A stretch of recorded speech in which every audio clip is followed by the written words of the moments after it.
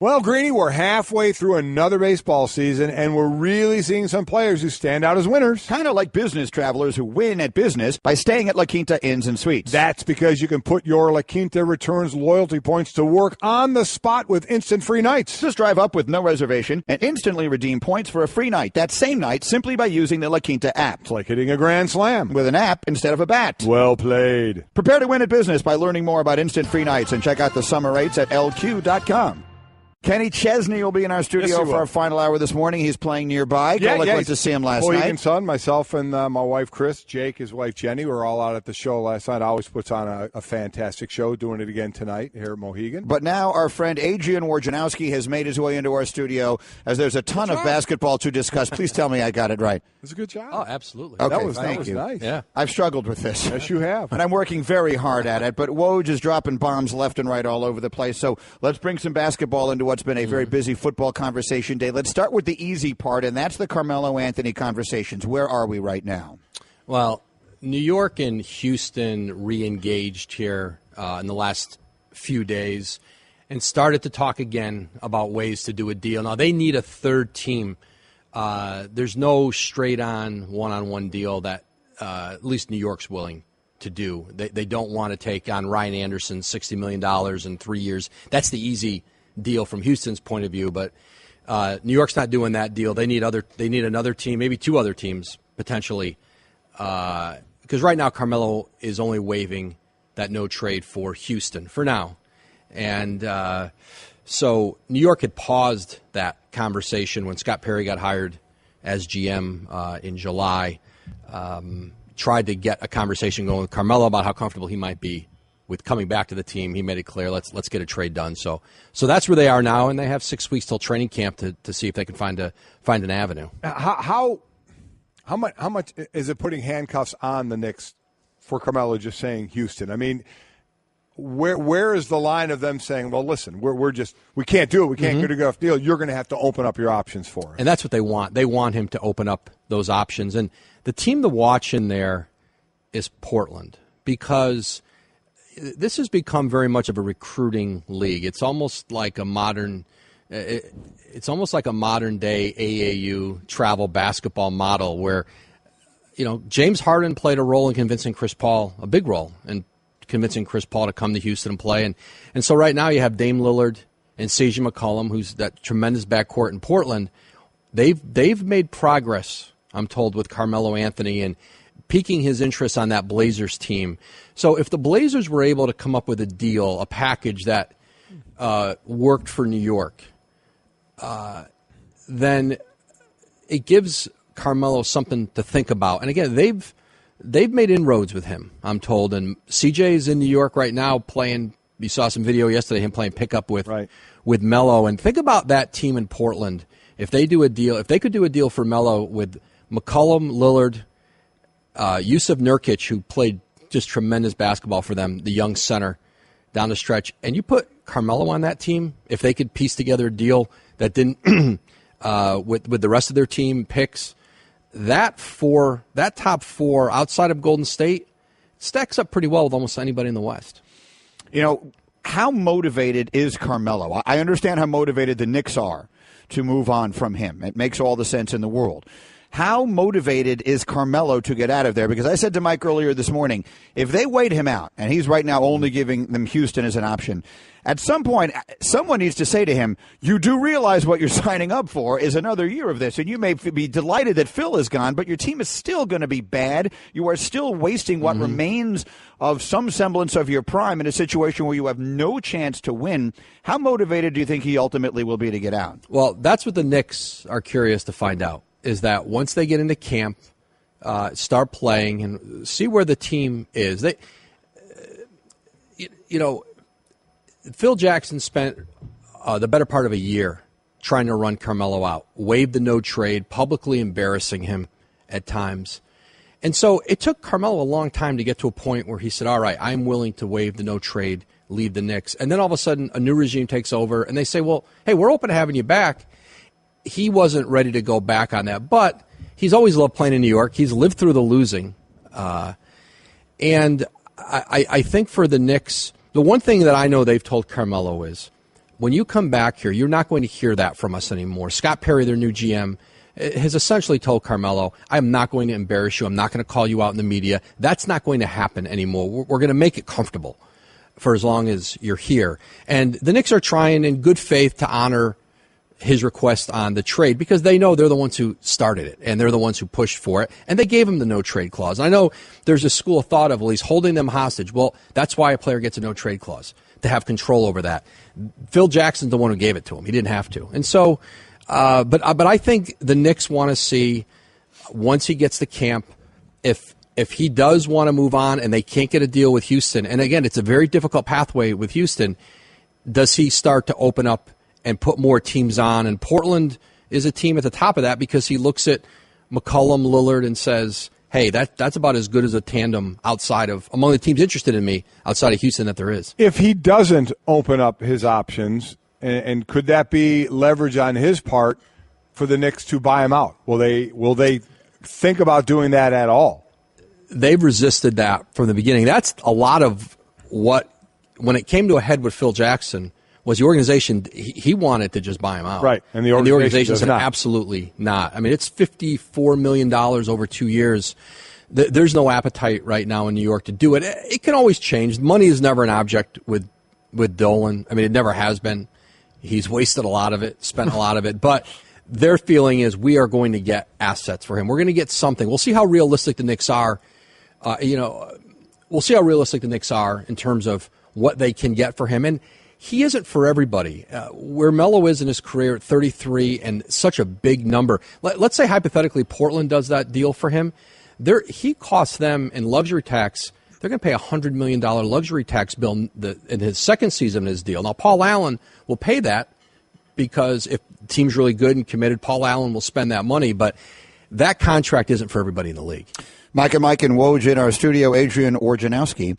And that brings us then to something that you were talking about last night on television that I don't think most of our fans are aware of as we ponder the trade demand / request made by Kyrie Irving in Cleveland, that there is a date looming in December that might actually change the paradigm a little bit. So maybe don't expect to see Kyrie dealt in these next couple of weeks. Explain that. Well, one option for Cleveland is to wait December 15th. Players who signed free agent deals this summer become eligible to be traded. So let's say hypothetically Minnesota wanted to get involved. Jeff Teague signed a free agent deal this summer. They can't trade him till December 15th. And you go through the league, go through rosters who signed this summer. So that December 15 date potentially opens up a lot, just more possible deals for them to do. Now, do they want to wait that long? I think, listen, they would prefer to do this before training camp, but there's a lot of pressure on that Cleveland organization to get maximum value for him because he's the one asset now who can set them up. Let's be honest, post LeBron. If LeBron leaves in free agency, they get nothing. Kevin Love doesn't nearly have the value he had when he walked in the door there. Kyrie's the one they have to get a return on. They can't do a bad deal for him. Is this turned into more than maybe Kyrie? Again, we're all just speculating. Does Kyrie just want to go be the man somewhere? What's the reasoning? Is part of the reasoning, though, now that we hear the Dave McMenamin talk of him going for days without talking to his teammates during the playoffs, is it turned sour with relationships, do we think, on that team?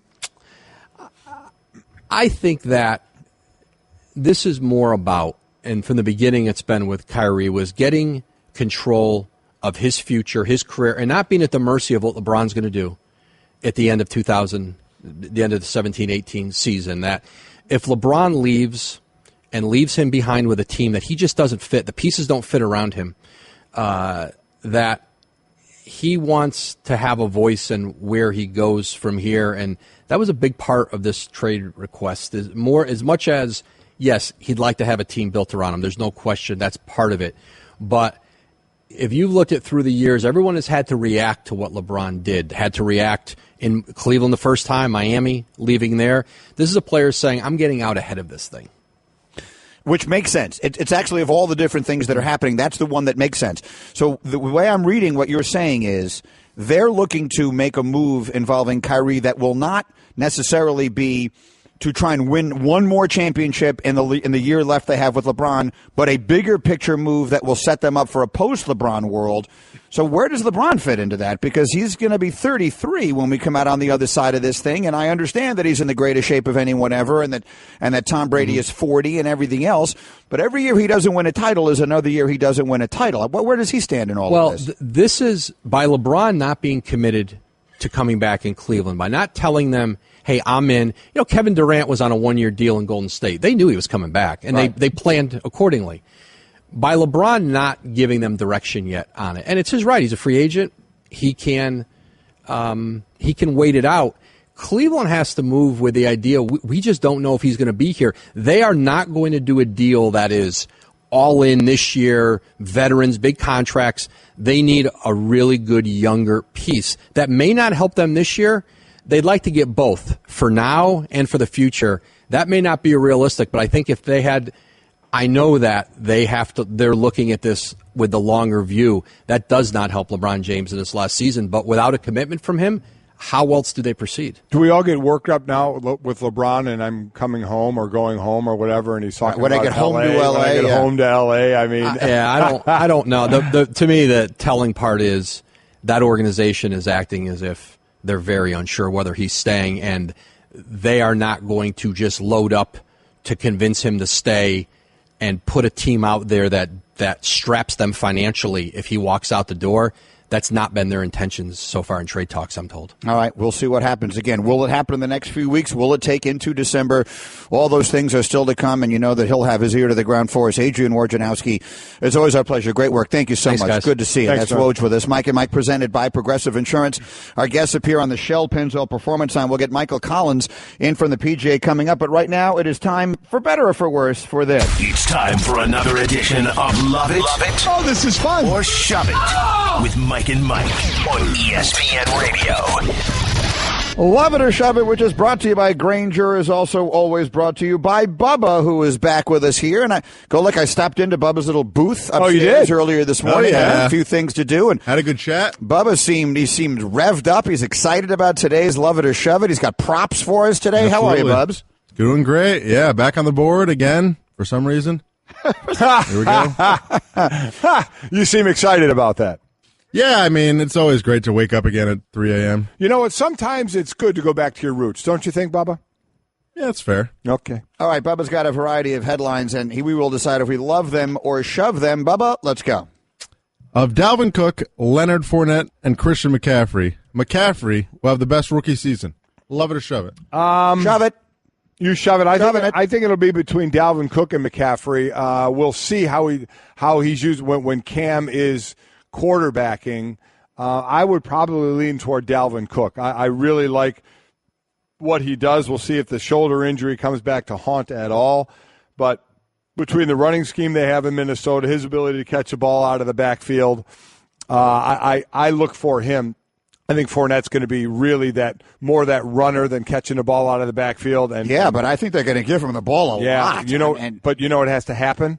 An O-line has to block for him. It's not a very good offensive line in Jacksonville. So of those three, I would lean to Dalvin Cook. I understand that, but they've got a questionable quarterback situation. They have, if these guys kind of come together, they should have a good defense. They have a ton of players on that defense, some of whom have been hurt. Yeah. I think Fournette is going to get the ball a lot this Defense year. has nothing to do with your offensive line and running the ball. You average a little under. No, but you're going to ask your quarterback not to make huge mistakes. You're just going to try and run it and play Sure you defense. are. So the defense will have 8-9 in the box and say we're going to stop Fournette because the quarterback can't pass the ball. Well, how are we measuring the best rookie season? If you're asking me who is going to have the most yards from scrimmage, my prediction is that of those three, McCaffrey will be third. That he will be third on the list of those three as far as who will have the most yards from scrimmage this season. Yeah, I mean, because you do have obviously another running back in Carolina, along with McCaffrey, and Fournette's going to be the guy. But I'm going to lean to Dalvin Cook with what he can do and the opportunities that he's going to get there. Me too. He's my pick for Rookie of the Year, so we both shove it. Bubba, next. Both Kyrie Irving and Carmelo Anthony will start next season with their current teams. Wow. Love it or shove it. I'm going to say shove it. I'm going to say, Woj, I'm glad that he came in here and he cleared that December 15th thing up. Yeah. While it is an interesting little sidebar, it isn't as definitive as I thought it was when I was reading about it this morning. He was talking about it on TV last night. I didn't see it. I read it. And now that I hear him tell it, while it really only applies to players who signed this summer, if they're motivated to move him, and I think they are, they will. So I believe he'll be dealt. I'd go Carmelo 50-50, and Kyrie, I believe, will be gone. So I will say shove it. The word both makes me shove it, to think that both are going to be start the season with their current team. So I will shove that as well. Bubba, next. The Dodgers will not lose another series this season. They haven't lost one since early June. Love it or shove it. I have to shove that. I just don't think that pace can stay. They're going to wrap things up tomorrow, the way it's going right now. So I absolutely don't see that. I don't think there's a lot of motive. You tell me, do you think there's a lot of motivation in trying to break the all-time wins record? The Seattle Mariners, who didn't win anything that year, won 116 games, which is the record for most wins in the regular season. The 98 Yankees won 114, and then they won the World Series. Right. You know, in basketball, the Warriors went after that record. Do you think the Dodgers go after that? Is that of any consequence to them? I've got to believe the answer is no. At 87 now, so... Well, we did the math yesterday. Yeah, you did the math on what it would take. They needed 37 wins. They got one last night, so it would be 36 more wins. 36 and 12, I think they have to go the rest of the way. Go. So that would be the only reason that they sort of keep the pedal to the metal. I don't know if there's motivation for that, or the motivation should obviously be let's set ourselves up to be in position to win the World Series. Do you think most people knew that the Mariners had the record? That's the thing about it, because they didn't end it with a World Series. Yeah. I think it's lost. Like the 72 wins that the Bulls had in 1996, people knew that number. Yeah. Like that's a number everybody knew. I don't think many people knew the Mariners. I don't either. So I think we're both going to shove it. The Dodgers will definitely lose at least one more series the rest of the year. Bubba with love it or shove it next. Le'Veon Bell is hurting himself with his holdout. Love it or shove it. That's what the GM for Pittsburgh said. Listen, as far as money, yeah, because he can't get any more. There's no monetary value to this holdout. He's not getting fined because he hasn't signed the deal, so technically he's not under contract. He can't do a different deal. The absolute most he can play for is $12.1 million for this year. That's it. So the only thing he's not doing is he's not at camp. So the thought is he hurting himself by not being at camp? Listen, he's a guy that could step in and play well right away. He doesn't need to get all the hits you get in camp, even though you can certainly, dictate how much that happens. My biggest worry, what my biggest worry is, when you're not playing football in football pads, in football plays, you're not getting in football shape. And you have the possibility of all of a sudden that hamstring, that quad, some muscle strain when you come back. So that has always been my biggest fear, and that is a monster fear for a running back. On August 11th, I'm not worried about it. I'm going to say shove it, for exactly the point that you just made. If he doesn't go in, because he's deciding this himself. He'll just decide when he feels like going. Exactly. So long as he does it with at least 2-3 weeks to get himself into that football shape, I think it will have wound up having been completely irrelevant.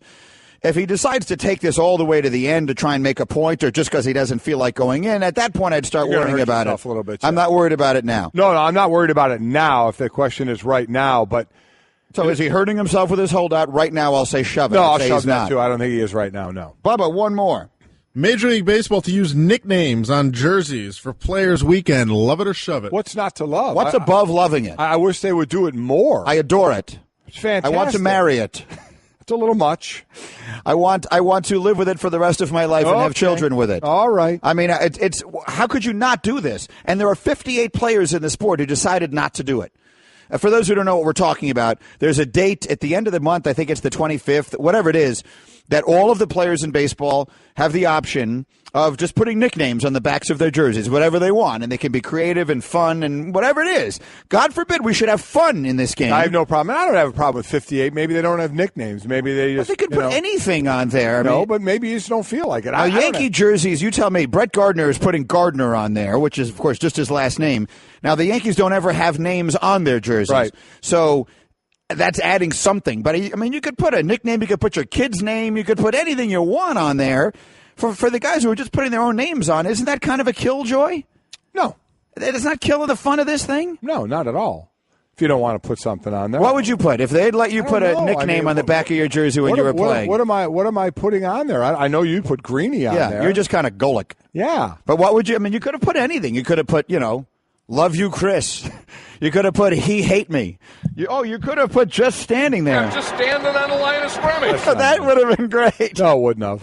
If you were playing, I would have paid you however much it would have taken you to do it. $1 million. To just put on hashtag just standing there. That's not funny. Yes, it would. No, I'm not laughing at all. It would be funny. I think it's a great idea, but Me too. if someone doesn't want to do it, I don't care. I have an issue with it. I have an issue with them not wanting to do it.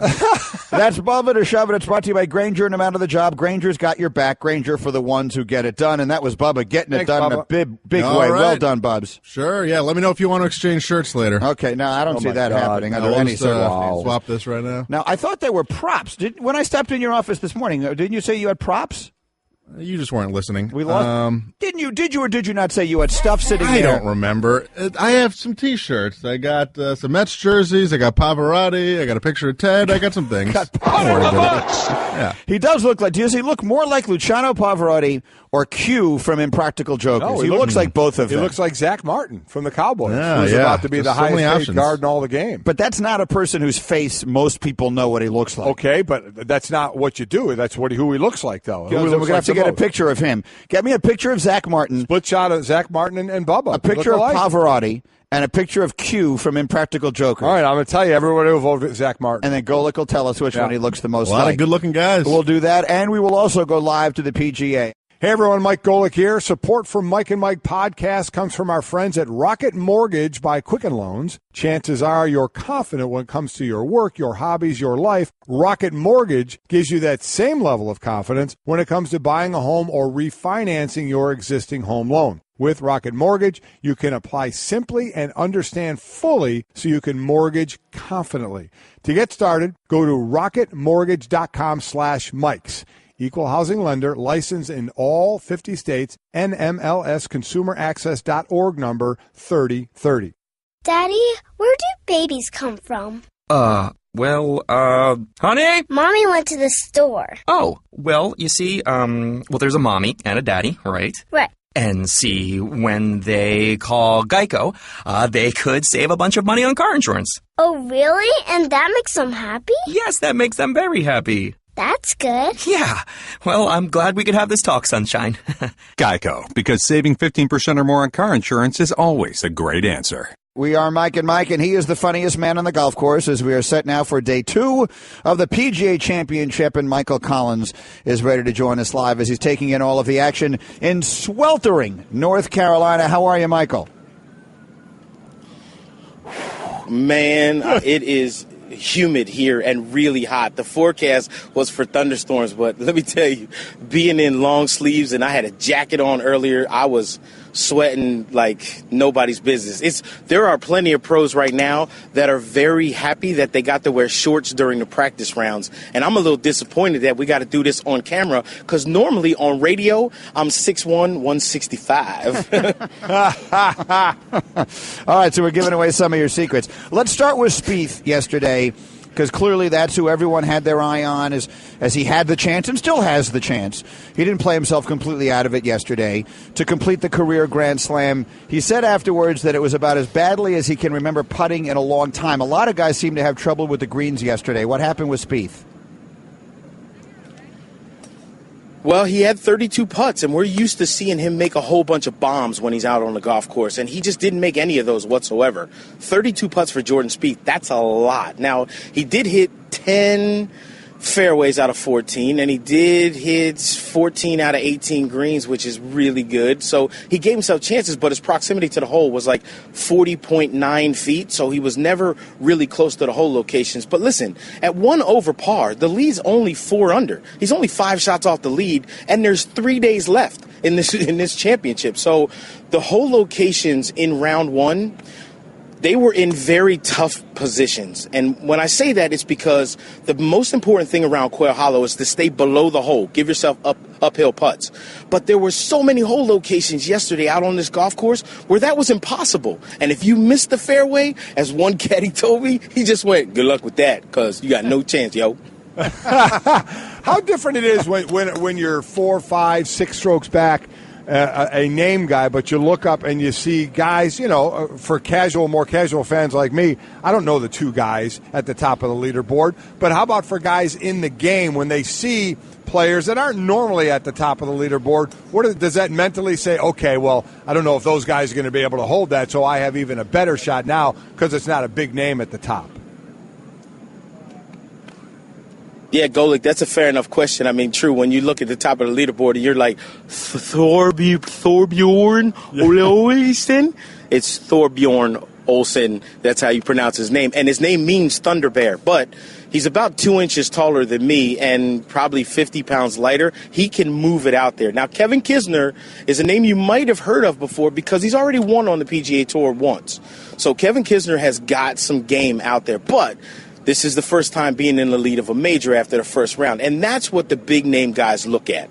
Guys like Jordan Spieth and Rory McIlroy, they're going to look at the leaderboard and go, okay, who's at the top? And then how many guys do I have to jump to get to them? Now, you don't really do that real hardcore after the first round, but on Saturday and Sunday, that's when it becomes a big factor. Golic, I'm going to put this in your wheelhouse. Olsen only cost me $7,500 on DraftKings, so that enabled me to spend what I needed on Hideki Matsuyama, who came into this thing as hot can possibly be, and was okay yesterday. Everyone's talking about Spieth and everyone's talking about McIlroy, but Michael, everyone should be talking about Hideki Matsuyama.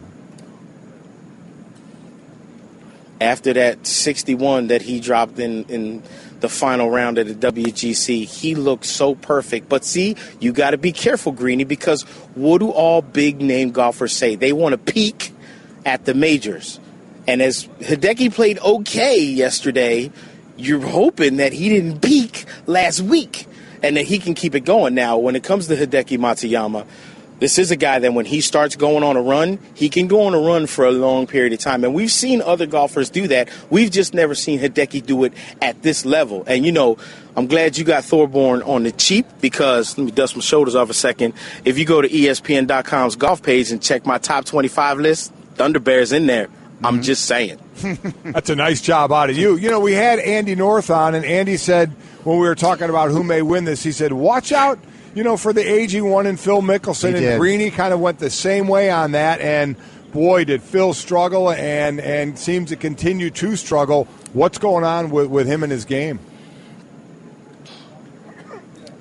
All right, I'm going to say Greeny and Andy North, I love y'all to death, man, but you guys got the old man syndrome. You got the whole, he can still do it, he'll do it again. What has Phil Mickelson done the last 2 years that would have given you any glimpse of that kind of hope? I mean, he hit 6 out of 18 greens, and that was with hitting 8 fairways. He hit more fairways than he hit greens. I mean, his scrambling numbers were horrible, 4 out of 12. And it's one of those things where we're so used to seeing Phil go wild off the tees, but then be able to hit those amazing recovery shots and make that 15 to 20-foot birdie that just came out of nowhere. No one saw it coming. But guess what? That Phil Mickelson, he gone. You're probably 100% right, and there's two thoughts that I keep alive. One of them is that we're seeing athletes in all sports accomplishing things at older ages, and Mickelson seems like one of those guys. He still feels like a guy to me, Michael. Let's put it this way. He is probably now at an age where you cannot expect him to compete at every major. But he's a guy who's going to pull one out somewhere along the line, and it could be 5 years from now. Phil Mickelson is all of a sudden going to be there on the Sunday of a major, and it's going to be one of those, get everybody around the TV, because here it is, the way we had with Nicklaus late in his career, the way we had with Tom Watson at the British Open a few years ago. Mickelson is still going to do that.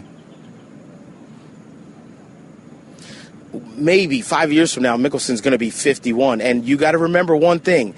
As great as it was to watch Tom Watson make that run at the Open Championship, did he win? He didn't. I'm just saying. It seems like there's a little more want to out of you. He had a plan to win. You know what I mean? Yeah. Well, this is the thing. Listen, I got nothing wrong because I love Phil too, and I love the magic that he created on the golf course. And the hardest part is he still looks the same. That's the hardest thing. It's not like in football and baseball where you can tell the guy's bat speed's off a little bit, or in football like he can't throw it as far as he used to, or he's not running as fast as what he used to and everyone's catching him. In golf, they put the outfit on and you're like, that's the same dude. It's right there. And he can still hit it 300 yards every now and then when he needs to, reach back and get one. But when it comes down to it, you got to look at the scorecard. And when the scorecard is falling apart and, the caddy and you split after 25 years, it's a little bit of a sign. It's just hard for us because we're so spoiled. We lived through his great age. And it's hard now to look at a guy like that and go, man, it might be over. This dude's, he's probably done winning. At least majors. He might win a tournament here or there. But as far as majors go, it's not like all these young guys that are out here right now. They're like, oh, Phil's here. Let's not practice as hard. Come on. All right, Michael, we know you just did Sports Center. You had hits, so you had to have the long sleeve shirt on. You're in a very humid part of the country right now, Quail Hollow. What part of you is not sweating at this point? Well, it's hot when you actually feel a sweat droplet on your kneecap, and it started there. So I'm going to say there's no part of me right now that is not feeling a little bit like run to the media center, get in the air conditioning, and then put on a golf polo and go walk the golf course. But I'm going to go out and walk. I don't care. Sweating is good. That's why you wear a T-shirt underneath stuff, right? Golic, if you're going to go eat hot food, then you have a towel to dab your head off because I'm going to be beating up sweating, and you wear a T-shirt so you don't have those embarrassing sweat stains. Well done, Michael Collins, good the funniest man on the golf course at all time. Thank you, Michael. Enjoy it today. Stay cool. He's probably right about Mickelson, and it makes anytime. Here's one of the. There's want to, right? I mean, it's a sentimental thing, right? I mean, it's not like he forgot how to play the game, but he is struggling. There's no doubt about that. I'm not old enough to have appreciated the sport when Nicklaus was just at the very end. Right. When Palmer was at the very end. Tiger and Phil are the two greats, the first two greats, like legitimate all-time greats, that I'm seeing come to the end of their careers. And it couldn't be happening more differently, right? I mean, Tiger with the injuries and everything else, he's just not there.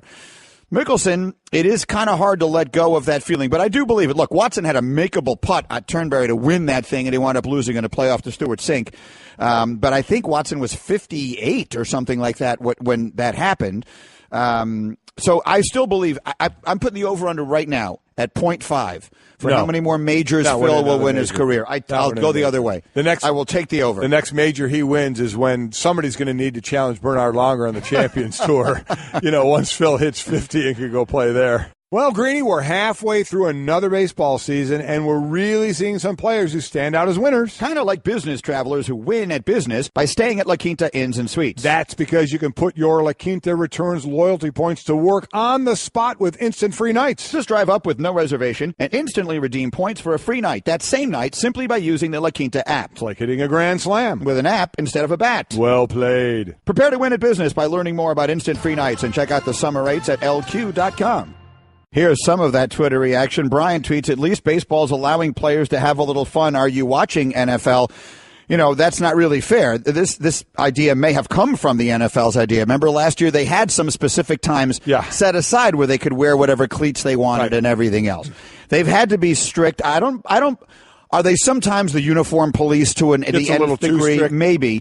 But I understand it. You can't just let players put whatever they want on their jerseys or their cleats or whatever it is all the time. I understand that because, A, they'll start selling advertising on it, which is they will. Competing with the business.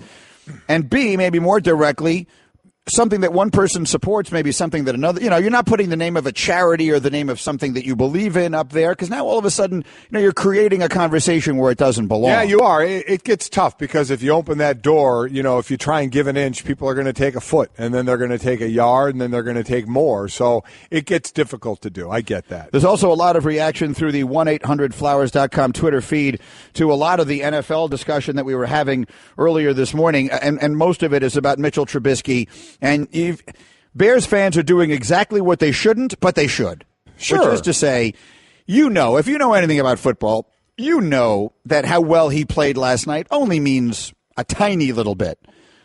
But rejoice in it. Why not? Because if he looked awful yesterday, that's it. Then you would be getting up this morning and you'd be screaming, fire Ryan Pace, fire the coach, get rid of everybody. They blew it. This guy stinks. We're buried now. Glennon's not the long-term answer, and we don't have our long-term answer. This guy's awful. Absolutely. So while don't think you have the savior just yet, and that, you'll finally have a Pro Bowl quarterback since Jim McMahon, your first one since Jim McMahon. Pull the reins on that. But, man, I tell you, it was a nice start. I really, really thought he played well. And as I said, the next move will come behind the scenes at practice where you're not allowed to be. He'll start to take some reps at some point for Mark Sanchez, and it'll go from there. And they'll just expose him to a little more, and a little more. I believe that he will be the starting quarterback of the Bears at some point this year.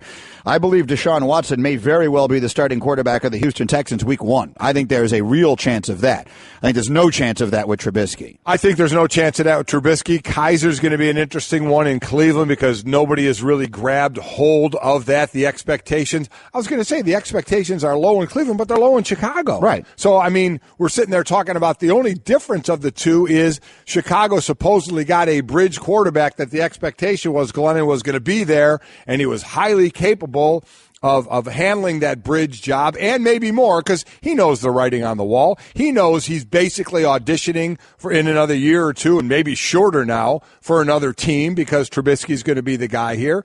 But other than that, that's both teams are not expected to do well. Though if Deshaun Kaiser starts, we're going to be like, oh, okay. It's not like he had all the experience in the world either, playing in college. But if Trubisky started, it would be like, oh my God, this is unbelievable. And unfortunately, it would be a little more held against Glennon in that case. The other one that is of interest to me, and we're going to have Kenny Chesney in here in just a couple of minutes, and we'll talk to him about this because he'll be particularly interested, is the situation in New England. Jimmy Garoppolo was phenomenal last night, and everything we've seen from Garoppolo, and he does have a very small but legitimate sample of regular season games. It's not just preseason games with Garoppolo because he started last year before he got hurt when Brady was suspended.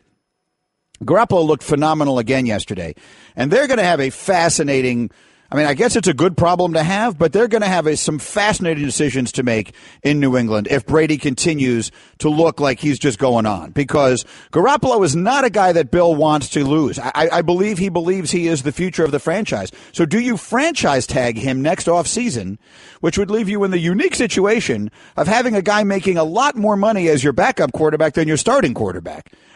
But I think it would make sense. I think that would be the sensible move.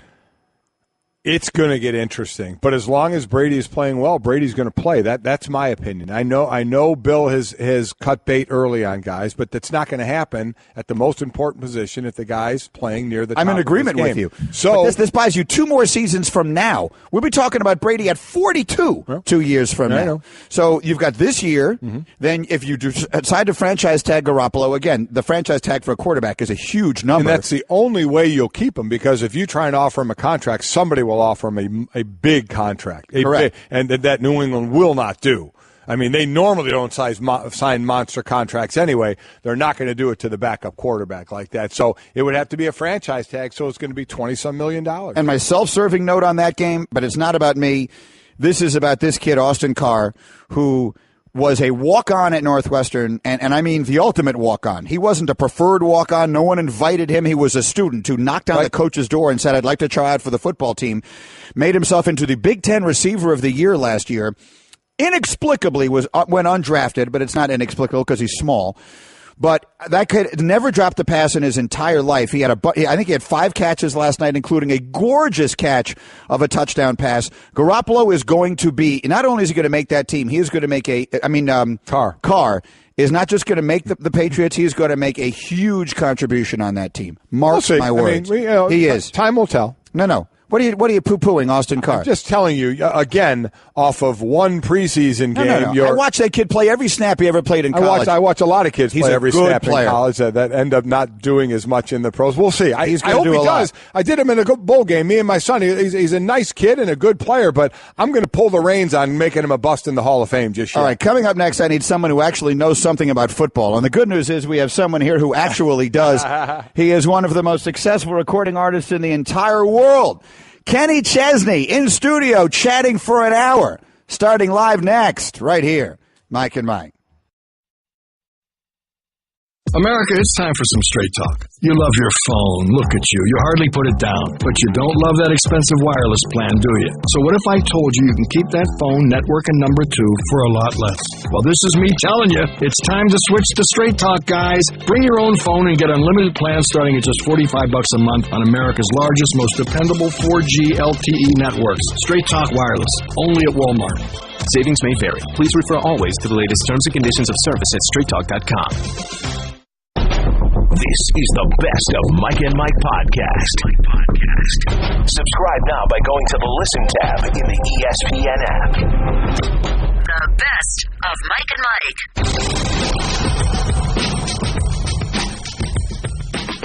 Here we are. We are back and better than ever. Mike and Mike, presented by Progressive Insurance. Our guests on the Shell Pennzoil Performance Line.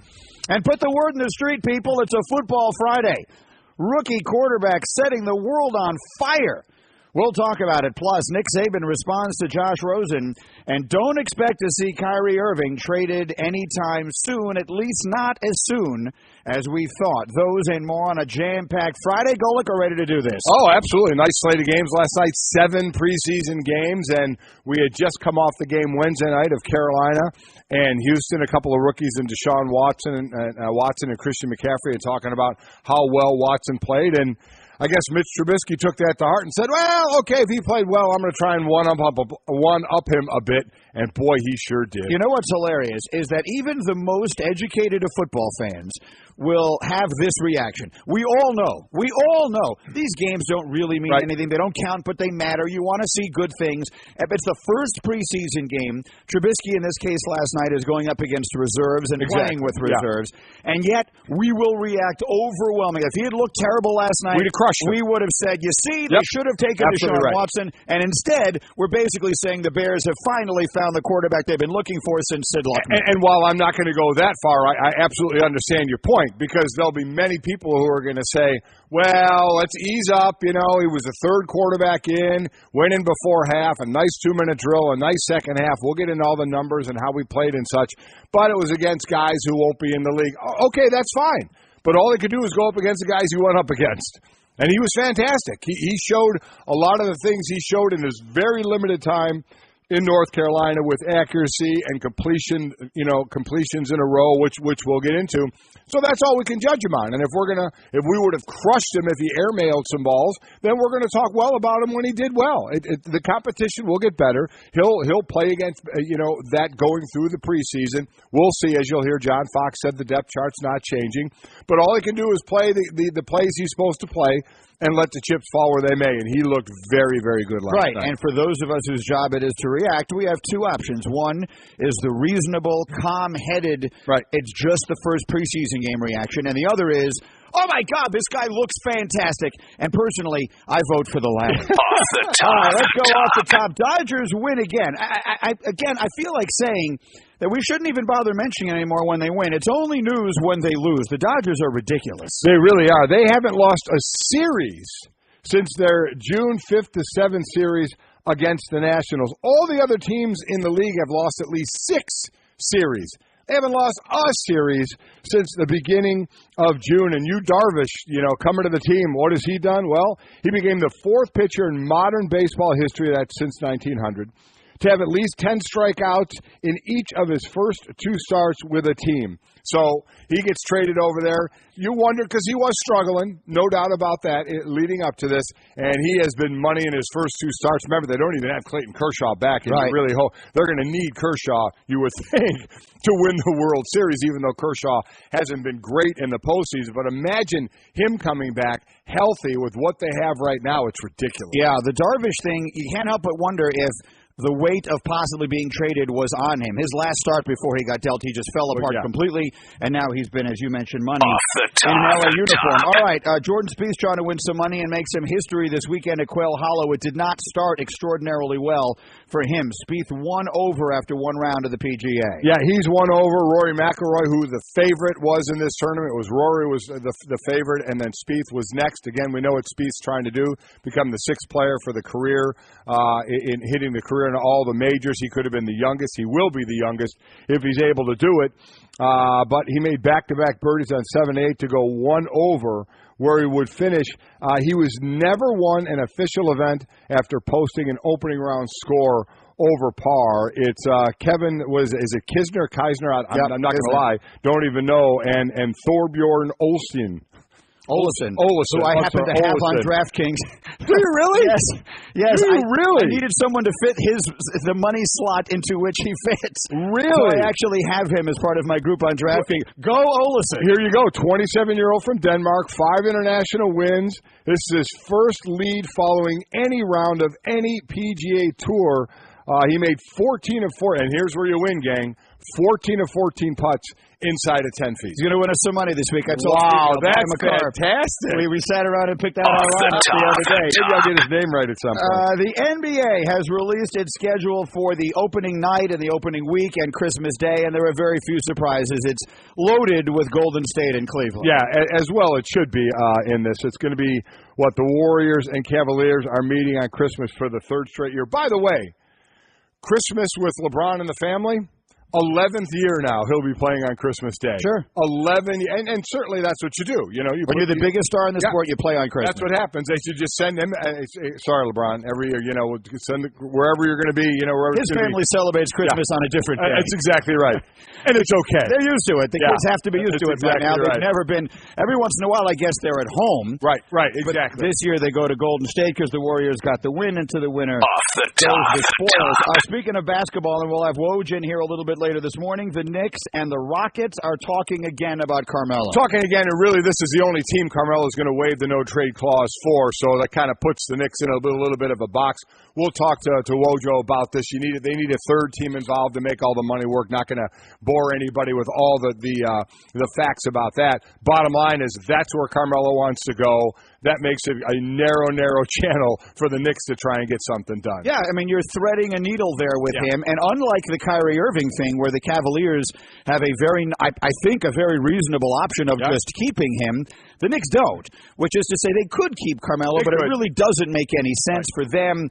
I've never really thought it made any sense for him. They could try and call his bluff and say, look, we don't have a deal here. You can play another year on this young rebuilding team, or give us another team or two you might be willing to talk about. Up a bit, and I have no idea what his reaction would be to that. No clue. So we'll find out. And then finally, of course, all the preseason action headlined by Mitchell Trubisky. Let's make that off the top, presented by Progressive Insurance, where they'll compare rates for you so you get the best deal even if it's not with Progressive, saving you time and money. Now that's Progressive. Call or click today.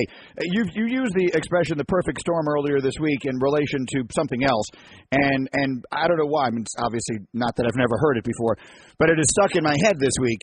And we've had a lot of those this week.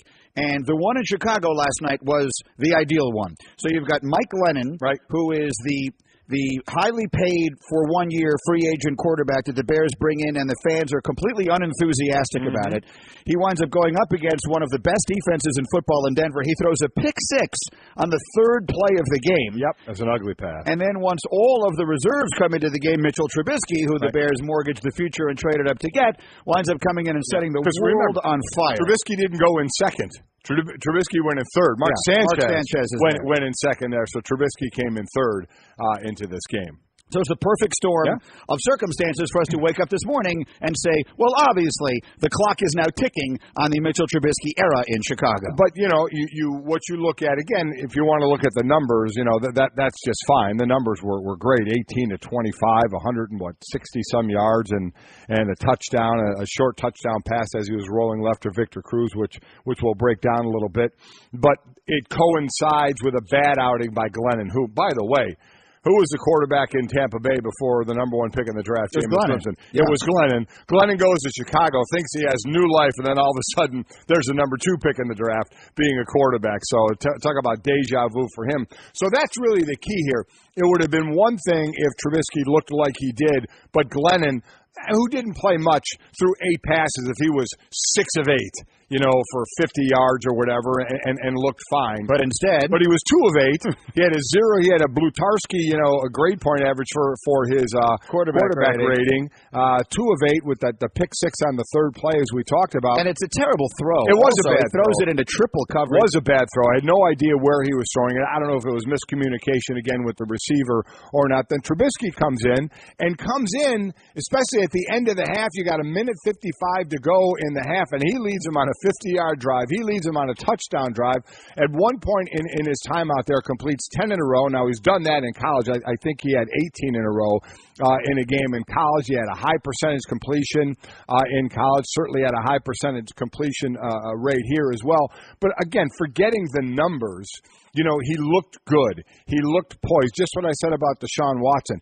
And from the accuracy standpoint, we talked about Watson having some off throws, but still looked good in what he was doing. Trubisky was throwing darts. I mean, he's a big kid, strong arm, can get the ball all over the place, and he was humming some darts out there and doing well. I ran a couple of times for some nice chunks as well. Can be a dangerous runner to move the change. But he's another one of those guys who you think of you always say a big, strong guy, pocket guy, but he can move. He's a really good athlete. He'll run just enough to hurt you, but he'll put the ball on the spot, and he's not afraid to throw it in there and in traffic, in coverage, and try and put it on the money, and that's exactly what he did. Look, he showed you, much as Foster did the night before. There's no guarantee. What did I say? Foster? Oh, Deshaun Watson, yeah. Deshaun Watson, much as Deshaun Watson did the night before. This doesn't mean they're going to be great players, and it certainly doesn't mean they're not going to have nights where they look like rookies. Exactly. Because they're going to. Yeah. But they showed you glimpses of why there was reason to be excited. Trubisky put on display for you last night all the things about him that scouts liked. The reason that he was going to be the number 1 quarterback taken in this draft, even though he's played as little as he has, because of the size and the arm strength and all that kind of thing, and the somewhat unexpected athleticism. And Watson had done it the night before. He looked just terrific the night before. I thought he looked terrific the night before, even if you did a nice breakdown of him yesterday. He missed a couple of throws. Yeah, he did. But that's going to happen. Sure it is. He put on display for you all the reasons to be excited about him, and Trubisky did exactly the same last night. And the thing about Trubisky is look at the situations he was in. A 2-minute drive. Obviously just starting out his NFL career, a 2-minute drive of which he takes him 50 yards and throws the touchdown to Victor Cruz. Third quarter, a 75-yard drive, of which he's 5 for 5 for 50 yards. So it's not like just these hoisting big plays that he had. He played well. He had good sustained drives. And all over the place, whether it was in the pocket, whether it was rolling right. And I think the coaches all do a nice job when they get these guys rolling a little bit as well to take half the field away and give them a little comfort out on the edge. But he rolled right, he rolled left, he stood in the pocket, he took some hits, he made the throws. He was a very, very accurate thrower. That impressed me the most, that you're throwing to the right guy, and then how are you getting it there? And you're putting it on the money. You're giving your receiver a chance. You're leading him well. You're throwing him open at times. He really, really looked good. I was very, very impressed. And I tell you, for all the trepidation of that management there, Ryan Pace had to be, at least right now, going, okay, the GM for the Bears saying, okay, that was a good start because they're taking a lot of guff. And listen, I was one of them. Not that I didn't think Mitchell at some point could be a good quarterback. I had said I would have taken Watson first, and I would not have taken Trubisky second. So Ryan Pace was catching and the team a lot of flack for that of, what's this guy going to turn into and all that. But you can breathe at least a sigh of relief now. It's early, but as we said before, if he airmailed a bunch of balls, we'd be crushing him today. He didn't. He played well. I don't care who it was against. All he can do is go in there and play against who he was going against. And he did extremely well. And it's more than the numbers. The numbers were fantastic if you want to look at them, but watching him, watching his feet, watching him roll left, watching him square up his shoulders while he's rolling left, which could be the most important thing when you're throwing the ball rolling left, rolling right, putting the ball on the money. It was really, and he, what he had, Greeny? He had command. He had command of that offense. The moment wasn't too big for him, and you never know what you're going to get. I thought with Deshaun Watson, you could expect more of a guy, even though it was his first NFL experience, a guy who would be able to handle the moment because he's played in monster games in college and a lot of them. With Trubisky, he hasn't. That's been the knock on him is, yes, he's got the arm. Yeah, he had the completion percentage. Yes, he had a string of completions records as well, but he only had 13 starts. What's he going to do when the NFL lights go on? And you know what? Game one, I'd say he checked the nice box. I would say this. I'm going to be right. I just went back and found it. My tweet, April 27th. If the Bears believe in Trubisky, this was a great move. Glennon is a bridge. People will crush this move, but I like it. For one day, Greeny has redemption. All right, let's take a listen to what let's skip right to the Louis Riddick, okay? So here, let me tell you quickly the other sound bites I was going to play for you. John Fox basically said, we're not changing the depth chart, don't overreact. Nor should What's they. he going to say? Nor should they shouldn't. You don't look at this game and say, oh, well, that's it. You know, because as he mentioned, now it's stuff to help the cause. He said, hey, Glennon's playing against the starters. That's a really good defense in Denver, and no doubt Glennon struggled. But no way now, what does it do in practice?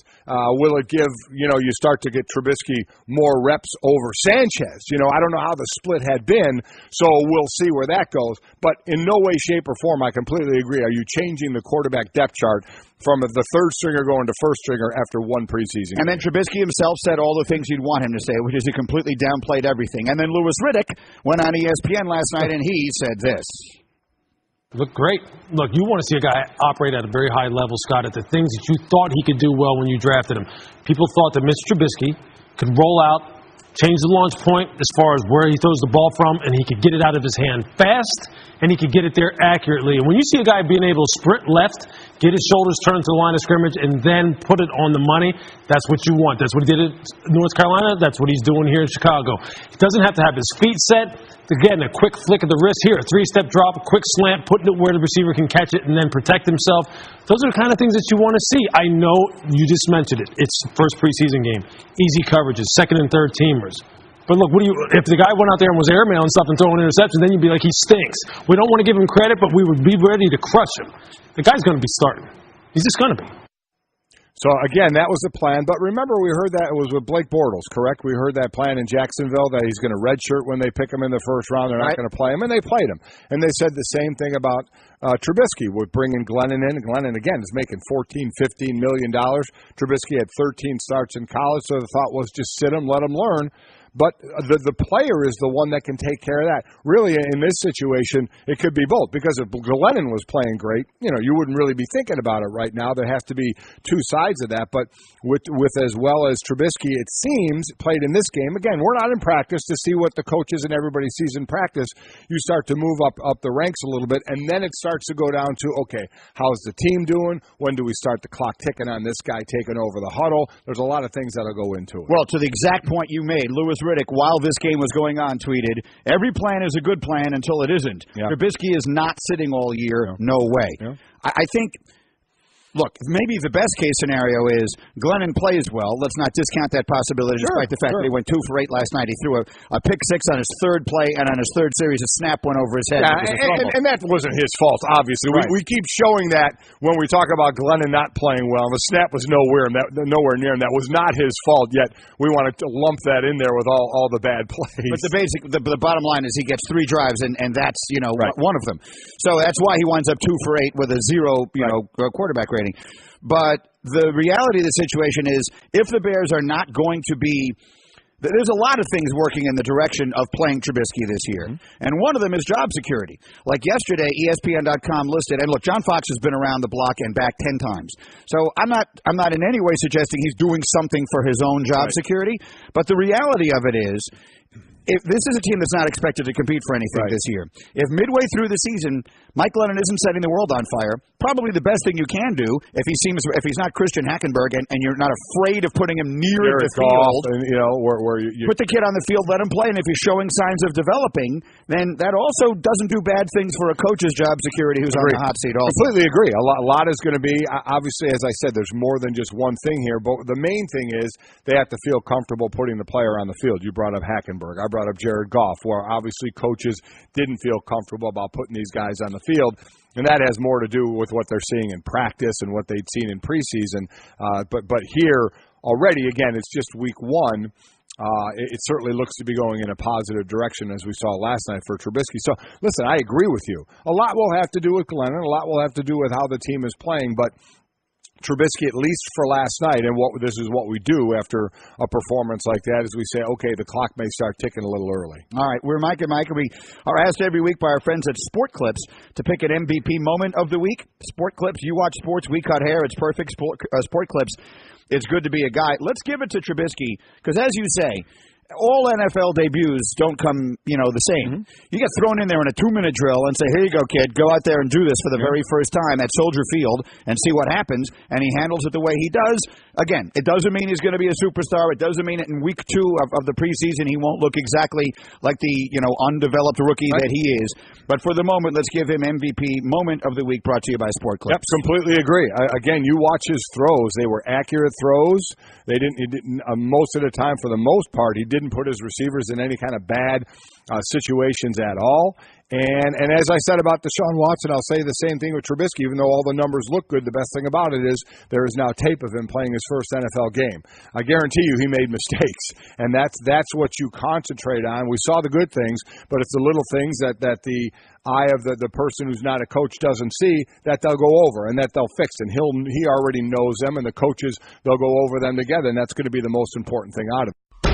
The best of Mike and Mike. All right, here we are on this Football Friday. Mike and Mike Golic Jr. here. Just 3 guys named Mike sitting around wearing XL shirts. Again, if you're just joining us, Junior and I switched shirts after we made the observation, actually Senior and I, earlier this week, made the observation with all the weight you've lost. And that's the first thing people say to me now. It used to always be, you're bigger than I thought you'd be. How good looking I am? You. I mean, over the years, people will say, will always make some remark about you to me, and I'm sure vice versa. You have a nice lower chin. That's not nice. Do you mean the second one or the third one? Okay. Which one of those do you like? The gizzard. He's developed my grandpa's gizzard now.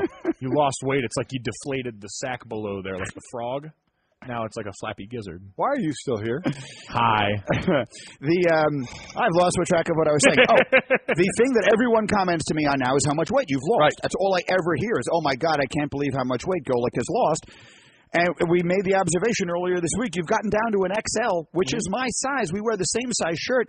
Junior, who is anything but junior when it comes to size, and I wear the same size shirt. So we switched shirts during a break, and I think we both look fabulous. It's unreal. We're wearing it well right now. You're wearing it well. Greeny, that's a little baggy on you. It's a touch baggy, but I mean, it's not like I'm wearing like a nightshirt. It's close. It's a reasonable looking size. It really shows off your pipe cleaners. I got the sun's out, guns out, my friend. No. Knock it. Okay. In his defense, I think if he had put that shirt on when I got it brand new, it would be all right. Before he stretched it out, blown it out a little bit. Yeah, I'm like a XL plus. I'm the Sexl. It's a little bit extra to it. All right, Let's get to some football here because I really want to make sure we get to the Josh Rosen stuff because that's what I've been looking forward to all week is this this discussion about that. But quickly, obviously, top headline today, Mitchell Trubisky. Controversially, the Bears trade up a spot in the draft to take him number 2.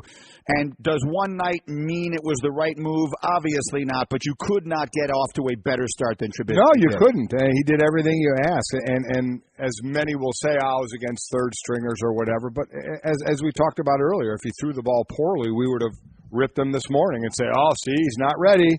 Put him on the bench. He threw well.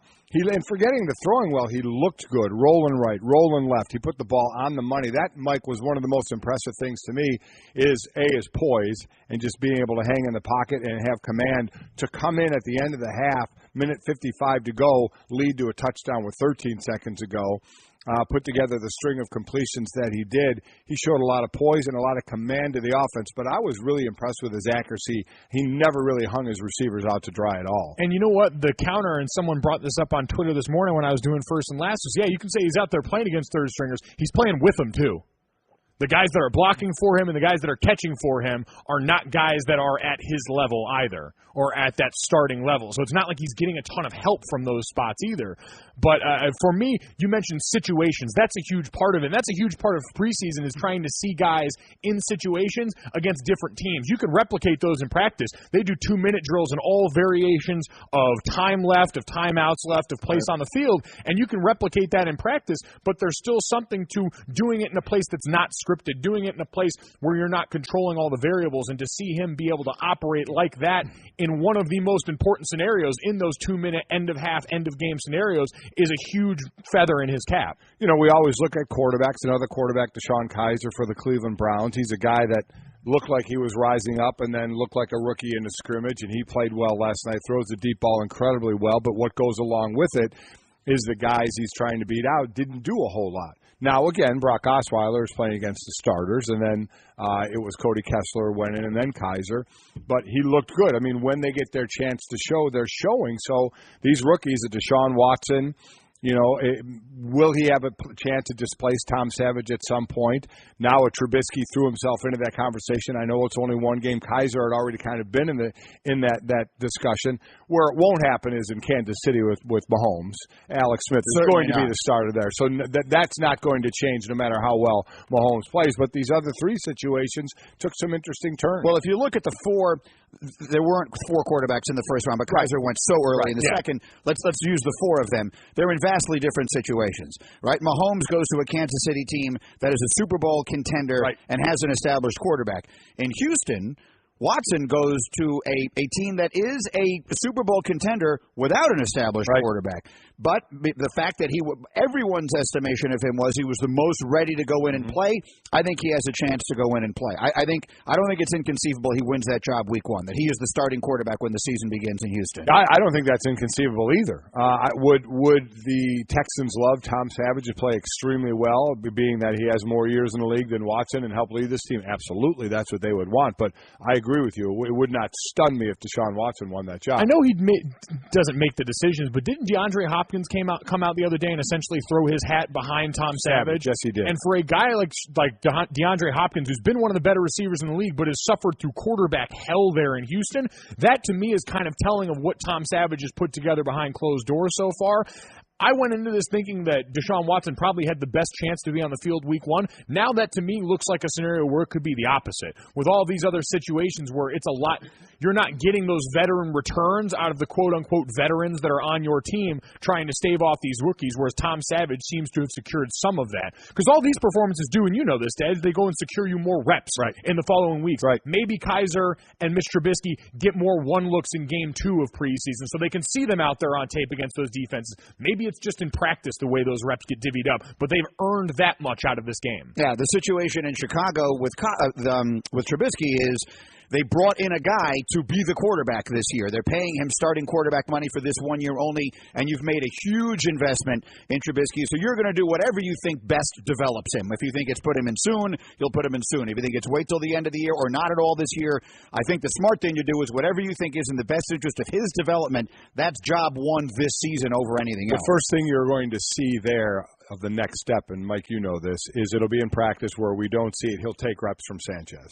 Yep. Oh, yeah. That's what's going to happen, is if they feel more comfortable with what they saw, he'll start to get more of those reps, and it'll be at Mark Sanchez's expense as he tries to go to move up the ladder. That picture starts to get super clear as the weeks press on here, where you see those reps dwindle and you start to understand who's going to be on the team and who's not, and that's going to become very, very apparent there. But you talked about it with the quarterbacks. How much does, I heard you guys bring it up before, Ryan Pace and John Fox, they put out our list on .com last night of quarterbacks on the hot seat. John Fox's name is on there. Coaches on the hot seat. Coaches on the hot seat, yeah. John Fox's name is on there. Hugh Jackson is not. So Hugh Jackson gets to operate from a place where I understand I've got time. What if all of a sudden things are going south? John Fox has to make decisions in a hurry that aren't necessarily in the best interest of long-term for Mitch Trubisky, but are going to save him his job in the here and now by saying, all right, we got this kid out here, now I need time. Those are things that have to be taken into consideration.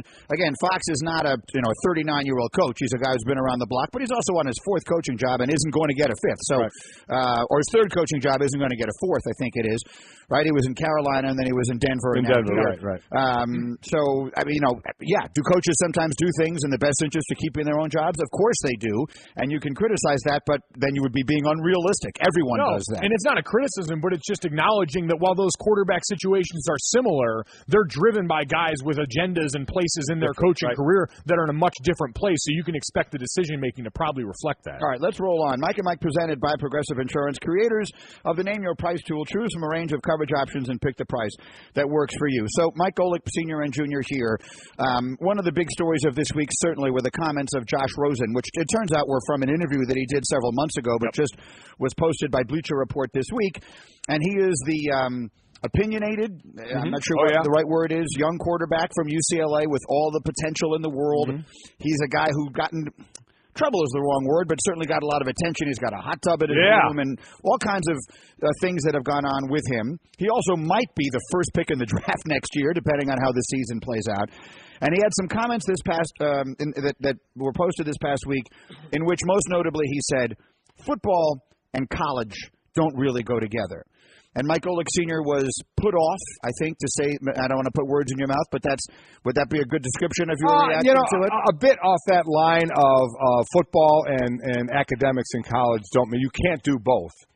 When there is a long litany of thousands of people, including an academic All-American sitting to my left, who did do both. Including Josh Rosen, who never said you can't do both. Right. Said they don't go together. Said they don't, Which the comparison that we got brought up a lot was people work full-time jobs and go to college. Mm-hmm. I'm pretty sure if you ask those people, do these things go together? They'd probably say no. But they'd probably say they would rather do it. They can, but my point is he never said you can't do this. He said they don't go together well. But he never said you can't do it, and that's what everyone seemed to want to make it about, which I had a problem with. Tell me why. What was your problem with it? Because that's disingenuous, and it knocks off a good point he was going. Look at the body of that interview and tell me he wasn't knocked off a place that he was going. He was asked about and talking about the fact that some guys just really aren't cut out for college and are brought there because of their ability in athletics. And then he asked, wait, you mean some people aren't supposed to go in college? That was the sentiment of the next question. And what is a kid with the background of Josh Rosen, who comes from, not too dissimilar from mine, who comes from a background where you come from a bit of money and you're in a position where I've got a background and an understanding and the ability and the tools to use my academic career to the utmost potential of it.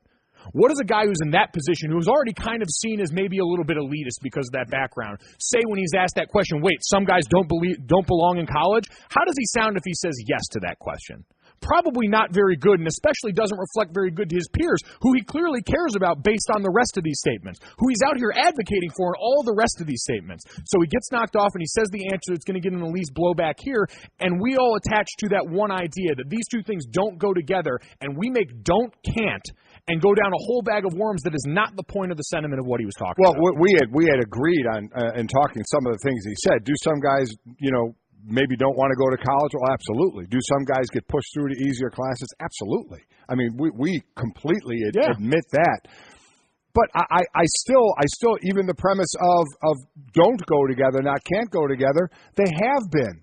I mean, they have been for years. I mean, people have been able to do it and do it well. Last I checked, a guy like Andrew Luck was an engineer major. We've seen the Myron Rolls of the world go on for Rhodes Scholars. We've seen, and I'm picking just a couple, but it's happened over and over and over again. So it can be done and can be done well. I understand that, but just because things have been done over the course of a long period of time doesn't always mean they're the right way to do things. And his point off of that, listen, I openly said he misspoke, and I heard Damian say the same thing with you guys. Probably could have chosen his words better, and as a 20-year-old kid, this is a good, easy way to learn. Kind of like Jamal Adams. You learn very early on in a low-stakes environment that choosing your words right is okay.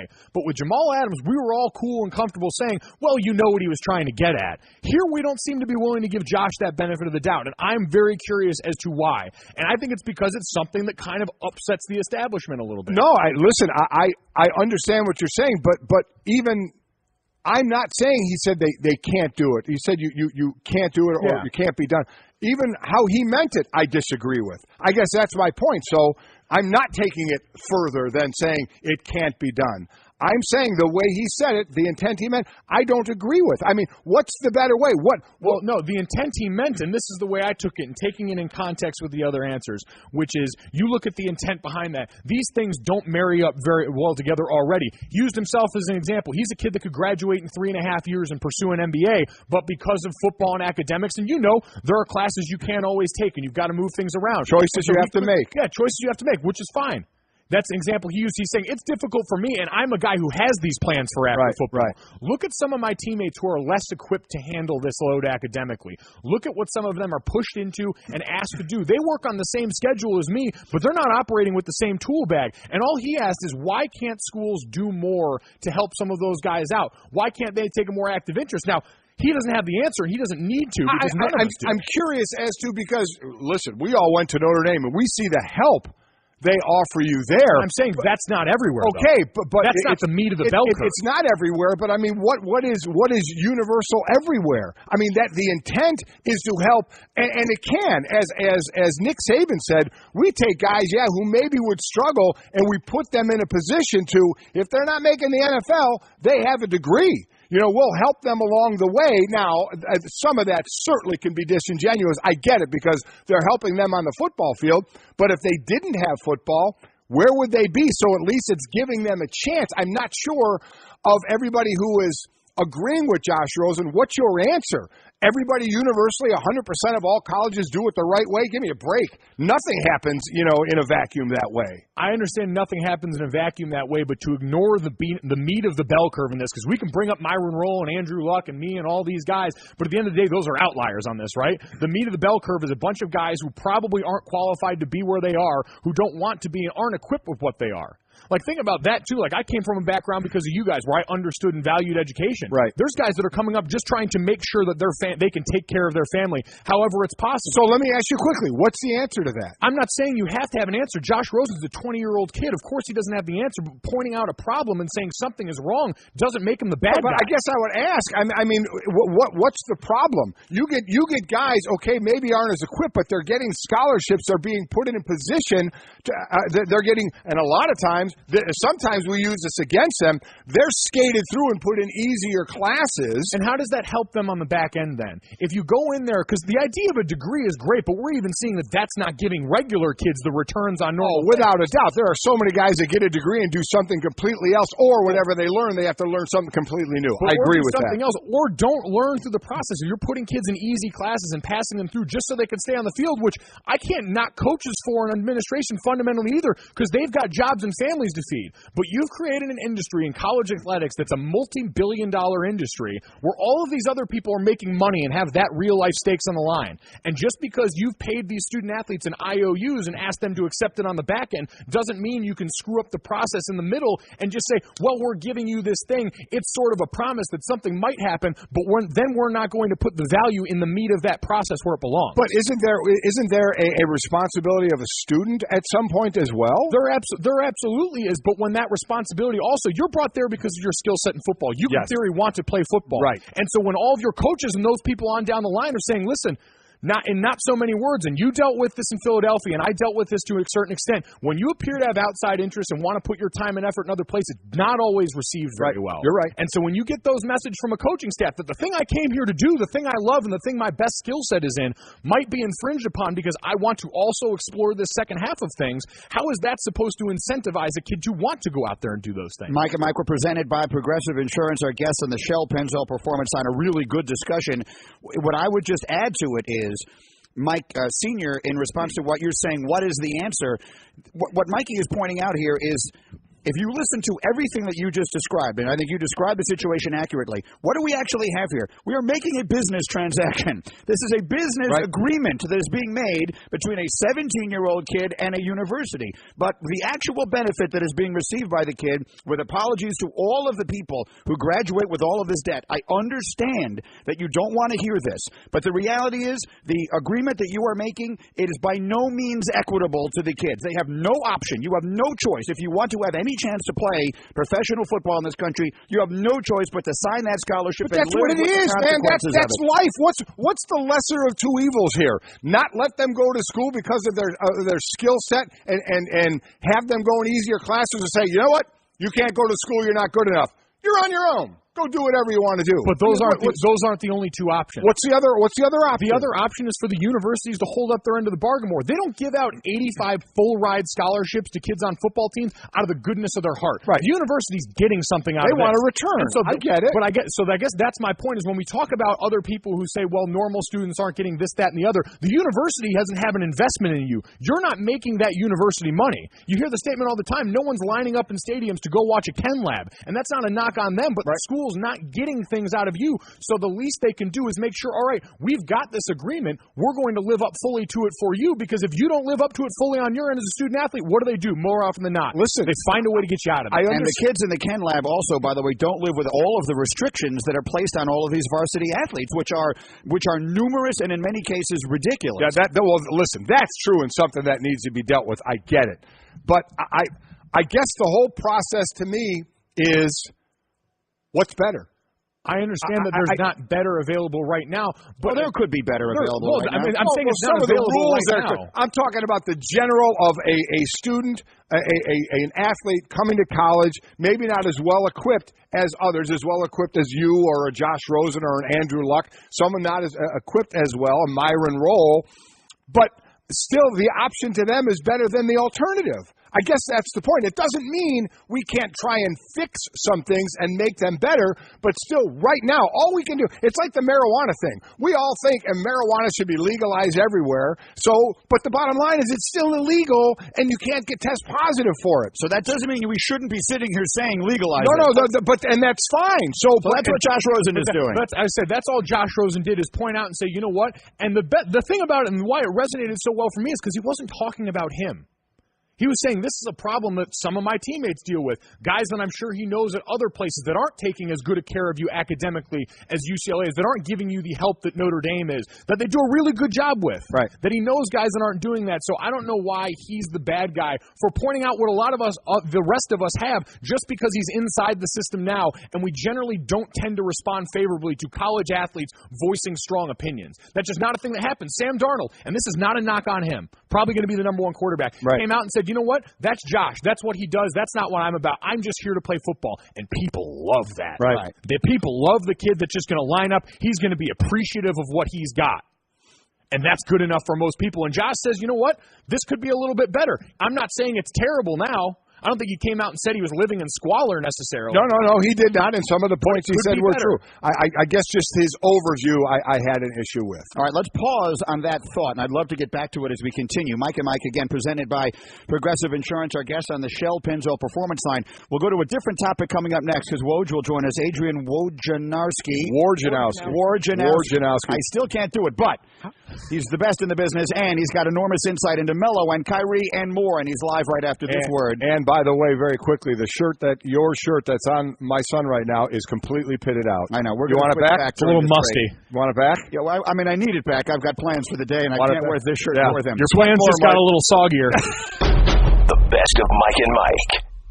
Hey everyone, Mike Golic here. Support for the Mike and Mike podcast comes from our friends at Rocket Mortgage by Quicken Loans. Chances are you're confident when it comes to your work, your hobbies, your life. Rocket Mortgage gives you that same level of confidence when it comes to buying a home or refinancing your existing home loan. Rocket Mortgage is simple, allowing you to fully understand all the details and be confident you're getting the right mortgage for you. To get started, go to rocketmortgage.com/Mikes. Equal housing lender, licensed in all 50 states, NMLS, consumeraccess.org number 3030. Okay, Kevin, for the grand prize of $1 million, what color is the White House? I know this. 5 seconds. Oh, switching to Geico could save you a bunch of money on car insurance? Okay. Judges? That's true, Kevin. You'll allow it. Congratulations. You're a winner. Woo! Geico, because saving 15% or more on car insurance is always a great answer.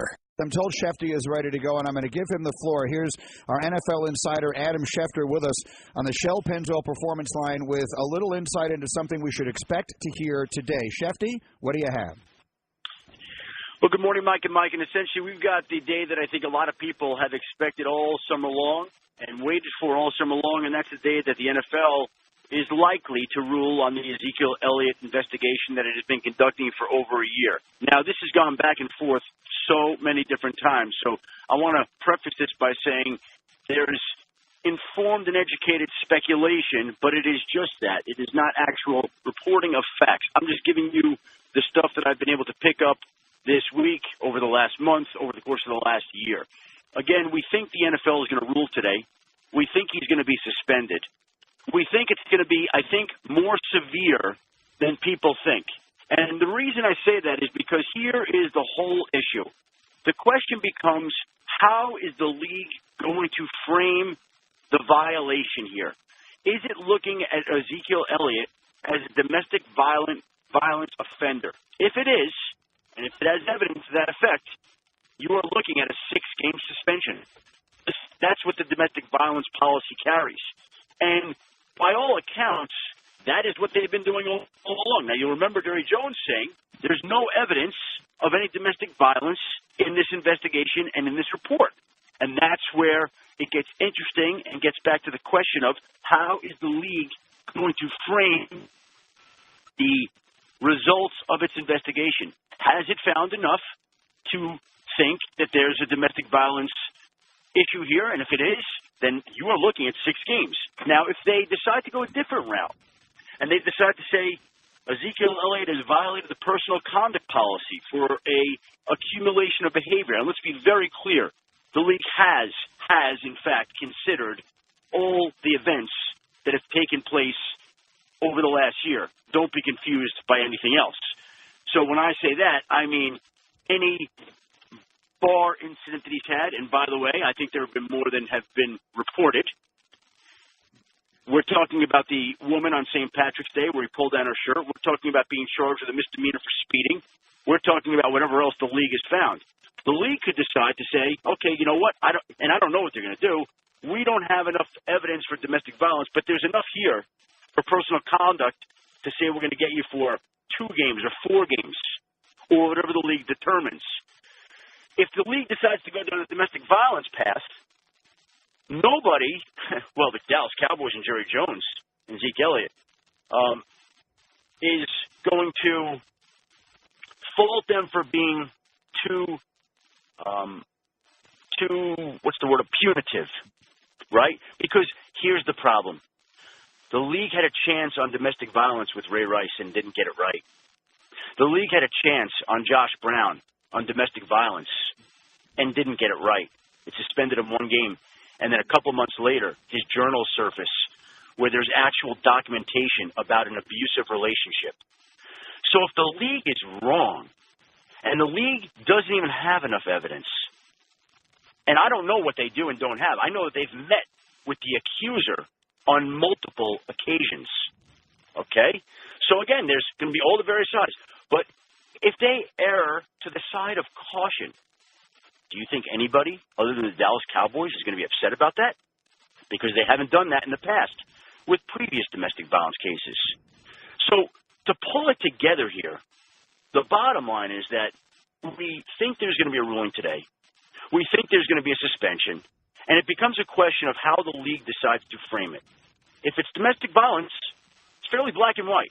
It's 6 games. If the league decides to go a different route through personal conduct, it could be anywhere from 1 to 6 games. We don't know. And if the league decides to go domestic violence route, we may be looking at a prolonged story because I'm sure Ezekiel Elliott, Jerry Jones, their legal team, the Dallas Cowboys, they'll be very upset with this because they don't believe in reading the investigation that the league has done for over a year that there's enough in there to convict Ezekiel Elliott for a crime that he's never been charged or arrested for, by the way. Okay? And I'll give you more here. To the point of the history of the NFL with domestic violence. This is an investigation that started when Ezekiel Elliott was called into with the NFL for the first time last September. The next time he's called in is December, 3 months later.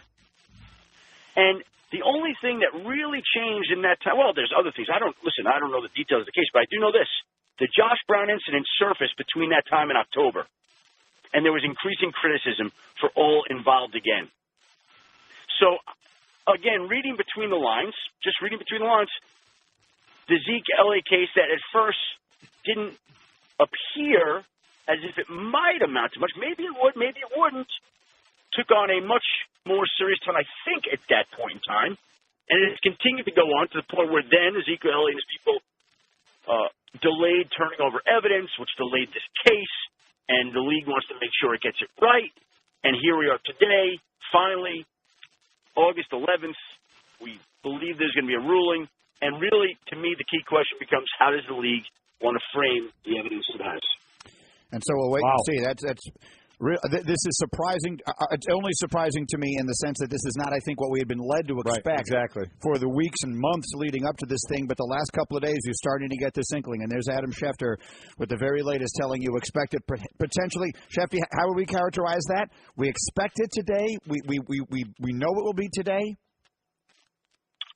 No, I don't know it will be today. I mean, I don't know how to say. I believe it's going to be today. Yeah. I believe it was going to be this week all along. I believed once we got past the first couple of days, it would be Thursday or Friday. It wasn't Thursday, so by the process of elimination, we think it will be today. We think it'll be today. All right, Shefty, thanks a million for the very latest there. That's Adam Schefter with us. Again, in the Shell Pennzoil Performance Line, Mike and Mike presented by Shell Pennzoil. Get instant gold status at Shell. Join the Fuel Rewards program now at fuelrewards.com/gold. Again, if they do decide to characterize this, to classify it, if you will, as a domestic violence incident, then the policy says it's 6 games. Well, again, the policy says it's 6 games, but there is leeway to make it both more if it's egregious or less if they feel it deserves less. And we have seen that part of it. So while it says 6 as the headline, it can be less or more depending. The best of Mike and Mike. Our friend Adrian Wojnarowski has made his way into our studio as there's a ton of basketball to discuss. Please tell me I got it right. It's a good job. Oh, absolutely. Okay, that was nice. Yeah. I've struggled with this. Yes, you have. And I'm working very hard at it, but Woj is dropping bombs left and right all over the place. So let's bring some basketball into what's been a very busy football conversation day. Let's start with the easy part, and that's the Carmelo Anthony conversations. Where are we right now? Well, New York and Houston re-engaged here in the last few days and started to talk again about ways to do a deal. Now, they need a third team. There's no straight-on, one-on-one deal that at least New York's willing to do. They don't want to take on Ryan Anderson, $60 million in 3 years. That's the easy deal from Houston's point of view, but New York's not doing that deal. They need another team, maybe 2 other teams potentially. Because right now Carmelo is only waiving that no trade for Houston for now. And so New York had paused that conversation when Scott Perry got hired as GM in July. Tried to get a conversation going with Carmelo about how comfortable he might be with coming back to the team. He made it clear, let's get a trade done. So that's where they are now, and they have 6 weeks till training camp to see if they can find an avenue. How much is it putting handcuffs on the Knicks for Carmelo just saying Houston? I mean, where is the line of them saying, well, listen, we can't do it. We can't get a good enough deal. You're going to have to open up your options for him. And that's what they want. They want him to open up those options. And the team to watch in there is Portland, because this has become very much of a recruiting league. It's almost like a modern day AAU travel basketball model where, James Harden played a role in convincing Chris Paul, a big role in convincing Chris Paul to come to Houston and play. And so right now you have Dame Lillard and CJ McCollum, who's that tremendous backcourt in Portland. They've made progress, I'm told, with Carmelo Anthony and piquing his interest on that Blazers team. So if the Blazers were able to come up with a deal, a package that worked for New York,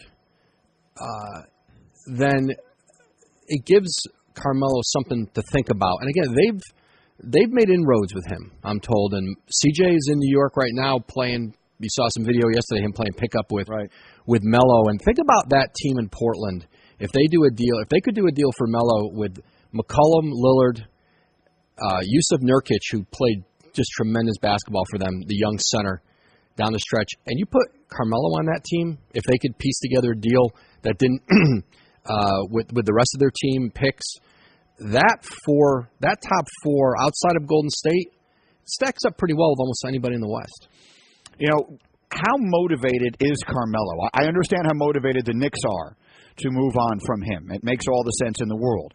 How motivated is Carmelo to get out of there? Because I said to Mike earlier this morning, if they wait him out, and he's right now only giving them Houston as an option, at some point, someone needs to say to him, you do realize what you're signing up for is another year of this, and you may be delighted that Phil is gone, but your team is still going to be bad. You are still wasting what remains of some semblance of your prime in a situation where you have no chance to win.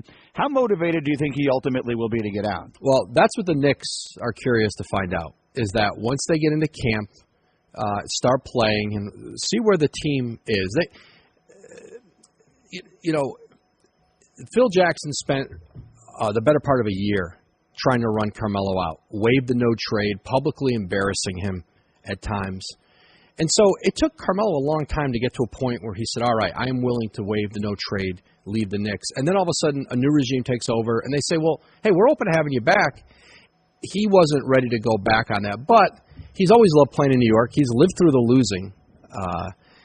And I think for the Knicks, the one thing that I know they've told Carmelo is, when you come back here, you're not going to hear that from us anymore. Scott Perry, their new GM, has essentially told Carmelo, I'm not going to embarrass you. I'm not going to call you out in the media. That's not going to happen anymore. We're going to make it comfortable for as long as you're here. And the Knicks are trying in good faith to honor his request on the trade because they know they're the ones who started it and they're the ones who pushed for it. And they gave him the no-trade clause. And I know there's a school of thought of, well, he's holding them hostage. Well, that's why a player gets a no-trade clause, to have control over that.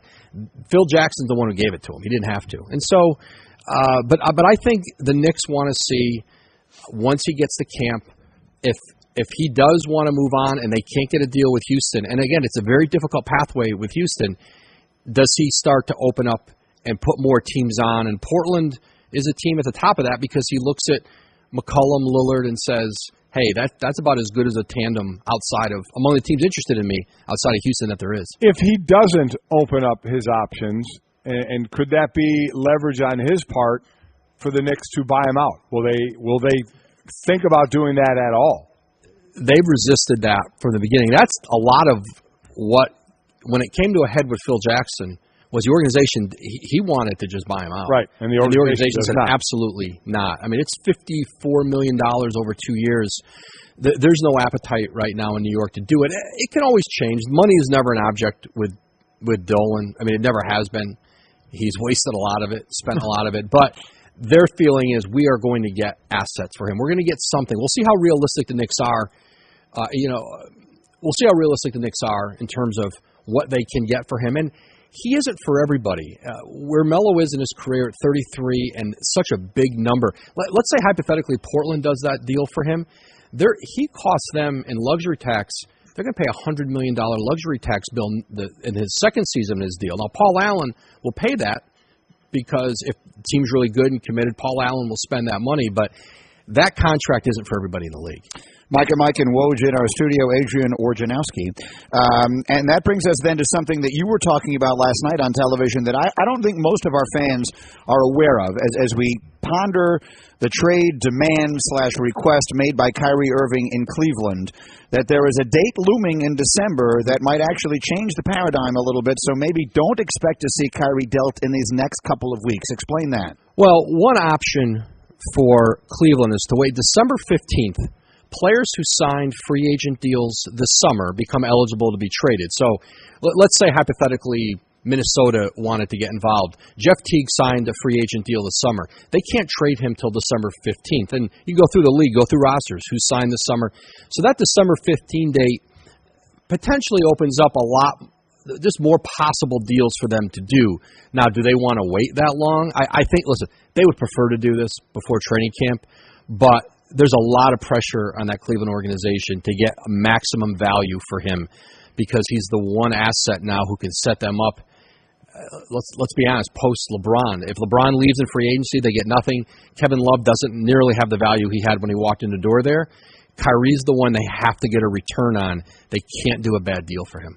Has this turned into more than maybe Kyrie? Again, we're all just speculating. Does Kyrie just want to go be the man somewhere? What's the reasoning? Is part of the reasoning, though, now that we hear the Dave McMenamin talk of him going for days without talking to his teammates during the playoffs, is it turned sour with relationships, do we think, on that team? I think that this is more about, and from the beginning it's been with Kyrie, was getting control of his future, his career, and not being at the mercy of what LeBron's going to do at the end of the end of the 17-18 season. That if LeBron leaves and leaves him behind with a team that he just doesn't fit, the pieces don't fit around him, that he wants to have a voice in where he goes from here, and that was a big part of this trade request. As much as yes, he'd like to have a team built around him. There's no question that's part of it. But if you looked at through the years, everyone has had to react to what LeBron did, had to react in Cleveland the first time, Miami, leaving there. This is a player saying, I'm getting out ahead of this thing. Which makes sense. It's actually, of all the different things that are happening, that's the one that makes sense. So the way I'm reading what you're saying is they're looking to make a move involving Kyrie that will not necessarily be to try and win one more championship in the year left they have with LeBron, but a bigger picture move that will set them up for a post-LeBron world. So where does LeBron fit into that? Because he's going to be 33 when we come out on the other side of this thing, and I understand that he's in the greatest shape of anyone ever, and that Tom Brady is 40 and everything else. But every year he doesn't win a title is another year he doesn't win a title. Well, where does he stand in all of this? Well, this is by LeBron not being committed to coming back in Cleveland, by not telling them, hey, I'm in. You know, Kevin Durant was on a one-year deal in Golden State. They knew he was coming back, and they planned accordingly. By LeBron not giving them direction yet on it, and it's his right. He's a free agent. He can wait it out. Cleveland has to move with the idea we just don't know if he's going to be here. They are not going to do a deal that is all in this year, veterans, big contracts. They need a really good younger piece. That may not help them this year. They'd like to get both for now and for the future. That may not be realistic, but I think if they had, I know that they're looking at this with the longer view. That does not help LeBron James in this last season, but without a commitment from him, how else do they proceed? Do we all get worked up now with LeBron and I'm coming home or going home or whatever, and he's talking when about I get home to LA? When I get home to LA, I mean, I don't know. To me, the telling part is that organization is acting as if they're very unsure whether he's staying, and they are not going to just load up to convince him to stay and put a team out there that straps them financially if he walks out the door. That's not been their intentions so far in trade talks, I'm told. All right, we'll see what happens. Again, will it happen in the next few weeks? Will it take into December? All those things are still to come, and you know that he'll have his ear to the ground for us. Adrian Wojnarowski, it's always our pleasure. Great work. Thank you so much. Guys. Good to see you. Thanks, That's Woj with us. Mike and Mike presented by Progressive Insurance. Our guests appear on the Shell Pennzoil Performance Line. We'll get Michael Collins in from the PGA coming up, but right now it is time, for better or for worse, for this. It's time for another edition of Love It, Oh, this is fun. or Shove It with Mike and Mike on ESPN Radio. Love It or Shove It, which is brought to you by Granger, is also always brought to you by Bubba, who is back with us here. And I stopped into Bubba's little booth upstairs earlier this morning. Oh, yeah. I had a few things to do, and had a good chat. Bubba seemed revved up. He's excited about today's Love It or Shove It. He's got props for us today. Absolutely. How are you, Bubs? Doing great. Yeah, back on the board again for some reason. Here we go. You seem excited about that. Yeah, I mean, it's always great to wake up again at 3 a.m. You know what? Sometimes it's good to go back to your roots. Don't you think, Bubba? Yeah, that's fair. Okay. All right, Bubba's got a variety of headlines, and we will decide if we love them or shove them. Bubba, let's go. Of Dalvin Cook, Leonard Fournette, and Christian McCaffrey will have the best rookie season. Love it or shove it? Shove it. You shove it. I think it'll be between Dalvin Cook and McCaffrey. We'll see how he's used when Cam is quarterbacking. I would probably lean toward Dalvin Cook. I really like what he does. We'll see if the shoulder injury comes back to haunt at all. But between the running scheme they have in Minnesota, his ability to catch the ball out of the backfield, I look for him. I think Fournette's going to be really more that runner than catching the ball out of the backfield. And yeah, but I think they're going to give him the ball a lot. But you know what has to happen? An O-line has to block for him. It's not a very good offensive line in Jacksonville. So of those three, I would lean to Dalvin Cook. I understand that, but they've got a questionable quarterback situation. They have, if these guys kind of come together, they should have a good defense. They have a ton of players on that defense, some of whom have been hurt. Yeah. I think Fournette is going to get the ball a lot this year. Defense has nothing to do with your offensive line and running the ball. You average a little under. No, but you're going to ask your quarterback not to make huge mistakes. You're just going to try and run it and play defense.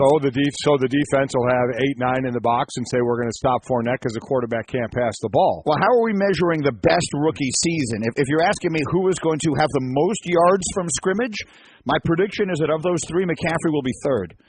That he will be third on the list of those three as far as who will have the most yards from scrimmage this season. Yeah, I mean, because you do have obviously another running back in Carolina, along with McCaffrey, and Fournette's going to be the guy. But I'm going to lean to Dalvin Cook with what he can do and the opportunities that he's going to get. Me too. He's my pick for Rookie of the Year, so we both shove it. Bubba, next. Both Kyrie Irving and Carmelo Anthony will start next season with their current teams. Wow. Love it or shove it? I'm going to say shove it. I'm going to say, Woj, I'm glad that he came in here and he cleared that December 15th thing up. Yeah. While it is an interesting little sidebar, it isn't as definitive as I thought it was when I was reading about it this morning. He was talking about it on TV last night. I didn't see it. I read it. And now that I hear him tell it, while it really only applies to players who signed this summer, if they're motivated to move him, and I think they are, they will. So I believe he'll be dealt.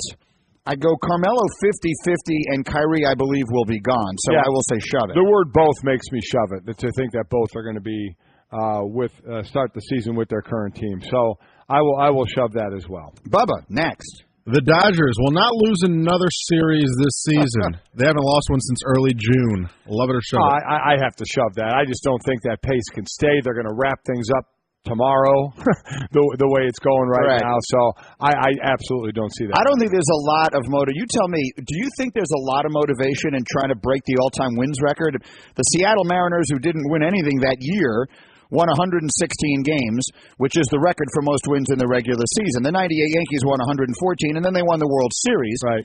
In basketball, the Warriors went after that record. Do you think the Dodgers go after that? Is that of any consequence to them? I've got to believe the answer is no. At 87 now, so...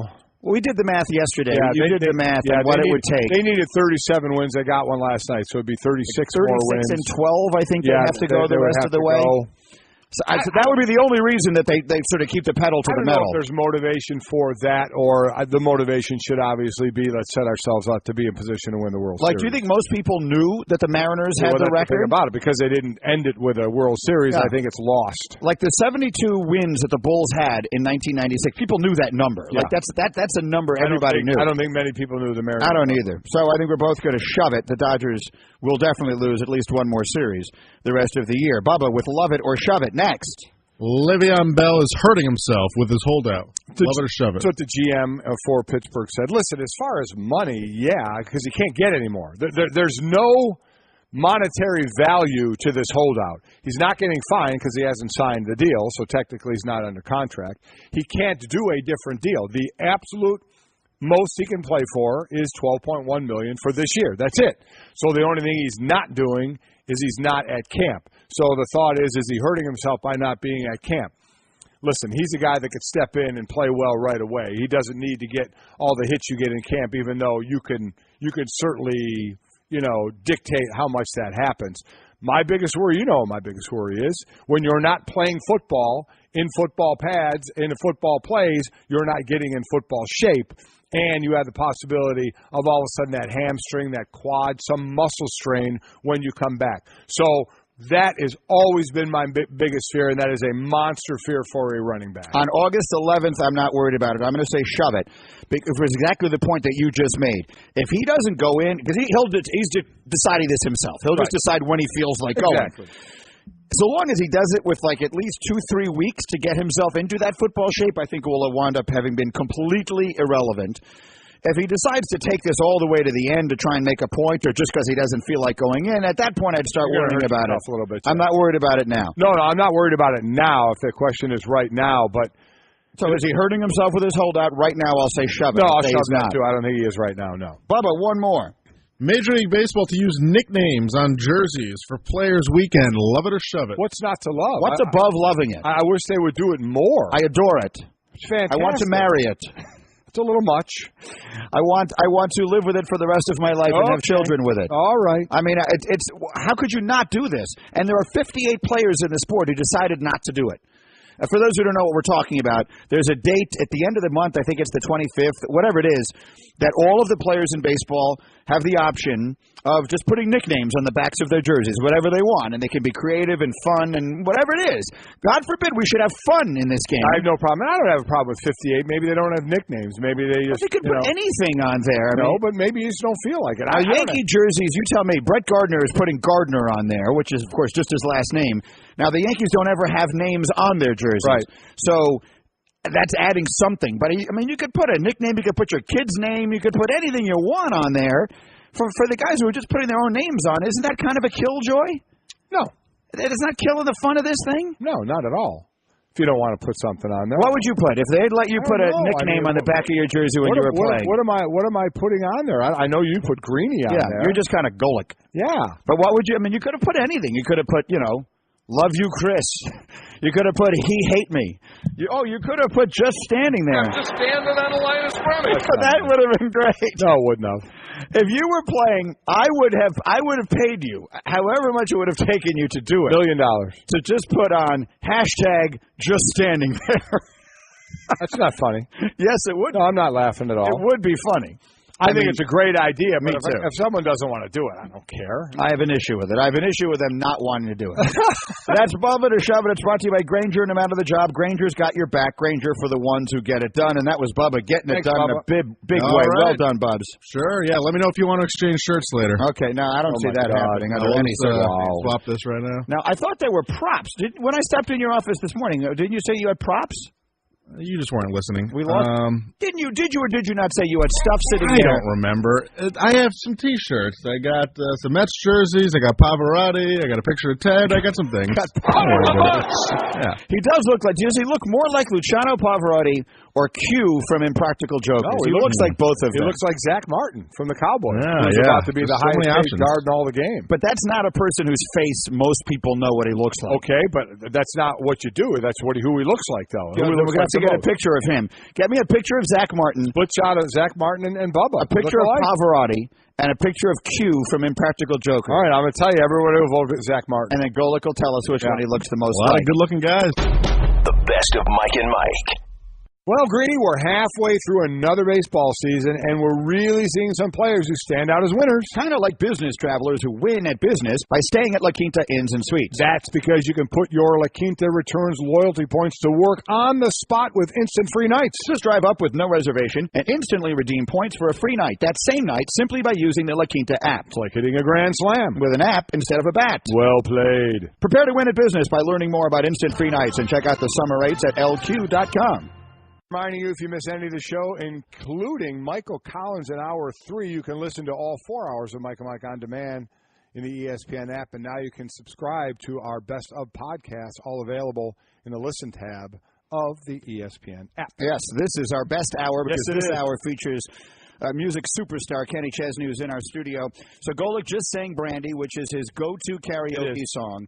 Kenny, you've heard a lot of music over the years, and you've made a lot of music. What was your official review of Golic's performance? Well, my initial thought was he picked a song that was fairly easy to do. You know, the range isn't too high, isn't too low. But I thought that his vocal quality was better than I expected.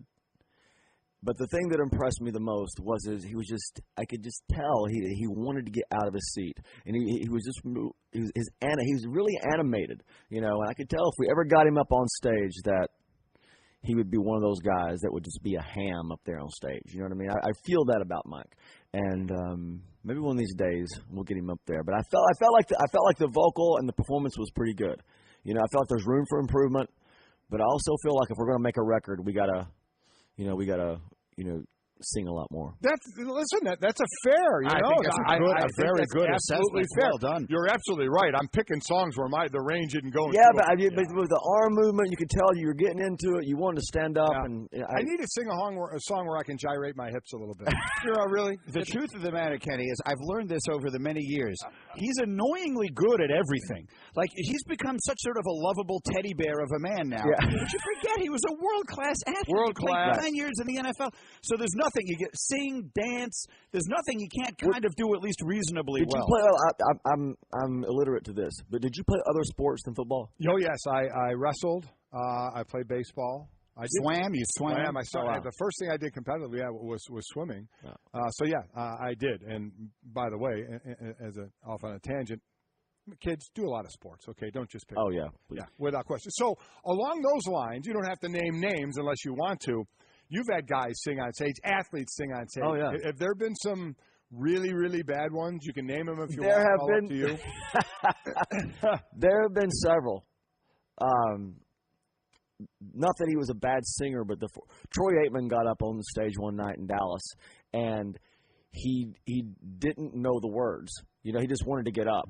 And so he goes, I don't know the words. And I said, just say watermelon all the time. Because if you say watermelon, it looks like you're saying something you might know the words of the music. Watermelon. That's hilarious. So all Troy did, he stood on stage at the arena in Dallas one night, and all he sang was water. He moved his mouth and said watermelon the whole time. I like that. That's hilarious. Peyton Manning got better over the years. When he first started getting up and singing with us, he wasn't very good. But like Peyton is, he works really hard to try to get better. So he by the time, the last time he got up on stage with us, he was pretty good. So if I did what I did here up on stage, at this point, I wouldn't be the worst of what you heard up there? Oh, no. You would be closer to the top? Yeah. Who's the best? Like who came up on stage and you thought, my goodness, this person can really sing? Jake Peavy. Sure. Really? Yeah. Yeah. Didn't see that coming, but okay. Yeah, I think. He got up in San Diego one night and sang with us, and I was like, wow, Jake can kind of sing. I would be so jealous of an athlete that could get up and then just belt it out as well and just sing great. I'd be like, wow, that dude has it all. Let me go through some of the questions here because people spent all morning long sending in questions for you, and I'd like to give them a chance. All right. Jennifer McGuire tweets, what is your favorite song you ever recorded? Oh, wow. I go back. It's my favorite song that I wrote. I wrote that song by myself. It's probably my favorite moment of the show that I look forward to. I love that it's the moment of the show where I do that song and it just elevates the show and it just kind of goes from there. So, but I have that one here. Actually, that might be my favorite. Oh, it's a great song. I sound so different now. I listen to those songs y'all are playing. When I recorded them, it's like that guy has, been singing a while since then. So anyway. Your voice has gotten deeper, right? It's gotten deeper over the years. Yeah. So that leads to another good question here from Kevin. Which comes first when you write a song, the lyrics or the melody? Sometimes both. Like I in my head right now, I have these melodies in my head that I've kept for a couple of years, and I just, and I've got them recorded, thank God, in case I don't forget them. But I've also, if you go to my bus now and open up the drawer, I've got a notepad with lyrics in it that I don't have any music to, but I've just got thoughts. And so it's very, very rare does it come at once for me. And when it does, it's magic. But sometimes it's one or the other. So when you don't sit down and say, okay, today I'm going to write, is it just, or do you do that, but do some of the stuff just come, you just kind of, it comes on a whim and you just have to remember to write it down? Yeah, I'm not one of those guys that will sit down and go, okay, today I'm going to write for a certain amount of hours. I'm more of just live my life and scratch and claw for everything you get as a songwriter. I do that. But I'm not regimented like that. Maybe I should be, but I just kind of let songs come to me, and I write when I write, and I create when I create. It's not like something that I set aside hours a day to do. I've never been that way. When you say maybe I should be, you know what? Don't go change it. I think it's all working out okay. And as a final thought, and make sure everybody knows that your next album, which is coming out in October, is a live collection. It's your first concert album in 11 years. 30-song live album coming out in October. Wow. And it's got a lot of there's a bunch of songs. I think 9 of those songs are from Foxborough, some are from Arrowhead, some are from the Cowboys Stadium, I think, and Pittsburgh and Red Rocks in Denver, and there's a couple of songs that we did last year from MetLife Stadium in East Rutherford, New Jersey. There's 30 songs, and the earliest song that I have on there is from 2007. And speaking of covers, like you sang Brandy, right. I got Dave Matthews and I are on stage singing Bob Marley's Three Little Birds. That's actually on the record. Don't worry about a thing. Yeah, everything's going to be all right. We are out of time. We could do this forever. Thanks for having me. For coming and doing this. Tradition. Thank you so much for having me. And I hope it never ends. Kenny Chesney, wonderful to have you here. Thank you so much. Again, if you're in the area, go see him at Mohegan Sunday night. He's going into the Walk of Fame this afternoon. Have a great weekend. Golic, great singing. Thank you very much. See you Monday. Mike and Mike. I'll be on this show. I'm going off to a new career.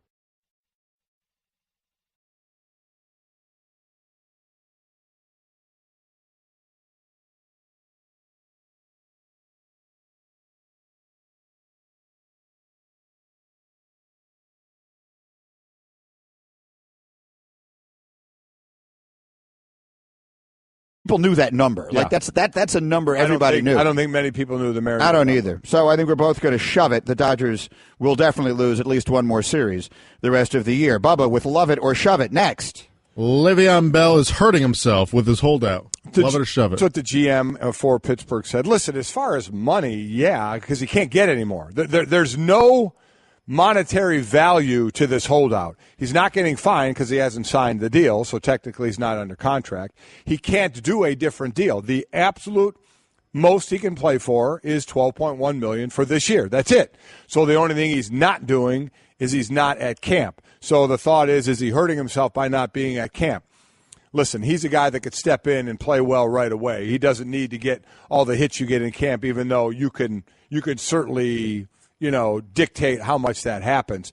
My biggest worry, what my biggest worry is, when you're not playing football in football pads, in football plays, you're not getting in football shape, and you have the possibility of all of a sudden that hamstring, that quad, some muscle strain when you come back. So that has always been my biggest fear, and that is a monster fear for a running back. On August 11th, I'm not worried about it. I'm going to say shove it, for exactly the point that you just made. If he doesn't go in, because he's deciding this himself. He'll just decide when he feels like going. Exactly. So long as he does it with at least 2-3 weeks to get himself into that football shape, I think will have wound up having been completely irrelevant. If he decides to take this all the way to the end to try and make a point, or just because he doesn't feel like going in, at that point I'd start worrying about it. A little bit, I'm not worried about it now. No, I'm not worried about it now. If the question is right now, but so is he hurting himself with his holdout right now? I'll say shove it. No, I'll shove that too. I don't think he is right now. No, Bubba, one more. Major League Baseball to use nicknames on jerseys for Players Weekend. Love it or shove it. What's not to love? What's above loving it? I wish they would do it more. I adore it. It's fantastic. I want to marry it. It's a little much. I want to live with it for the rest of my life and have children with it. All right. I mean, it's how could you not do this? And there are 58 players in the sport who decided not to do it. For those who don't know what we're talking about, there's a date at the end of the month, I think it's the 25th, whatever it is, that all of the players in baseball have the option of just putting nicknames on the backs of their jerseys, whatever they want, and they can be creative and fun and whatever it is. God forbid we should have fun in this game. I have no problem. I don't have a problem with 58. Maybe they don't have nicknames. Maybe they just. But they could put anything on there. But maybe you just don't feel like it. Yankee jerseys, you tell me. Brett Gardner is putting Gardner on there, which is, of course, just his last name. Now, the Yankees don't ever have names on their jerseys. Right. So that's adding something. But, I mean, you could put a nickname. You could put your kid's name. You could put anything you want on there. For the guys who are just putting their own names on, isn't that kind of a killjoy? No. It's not killing the fun of this thing? No, not at all.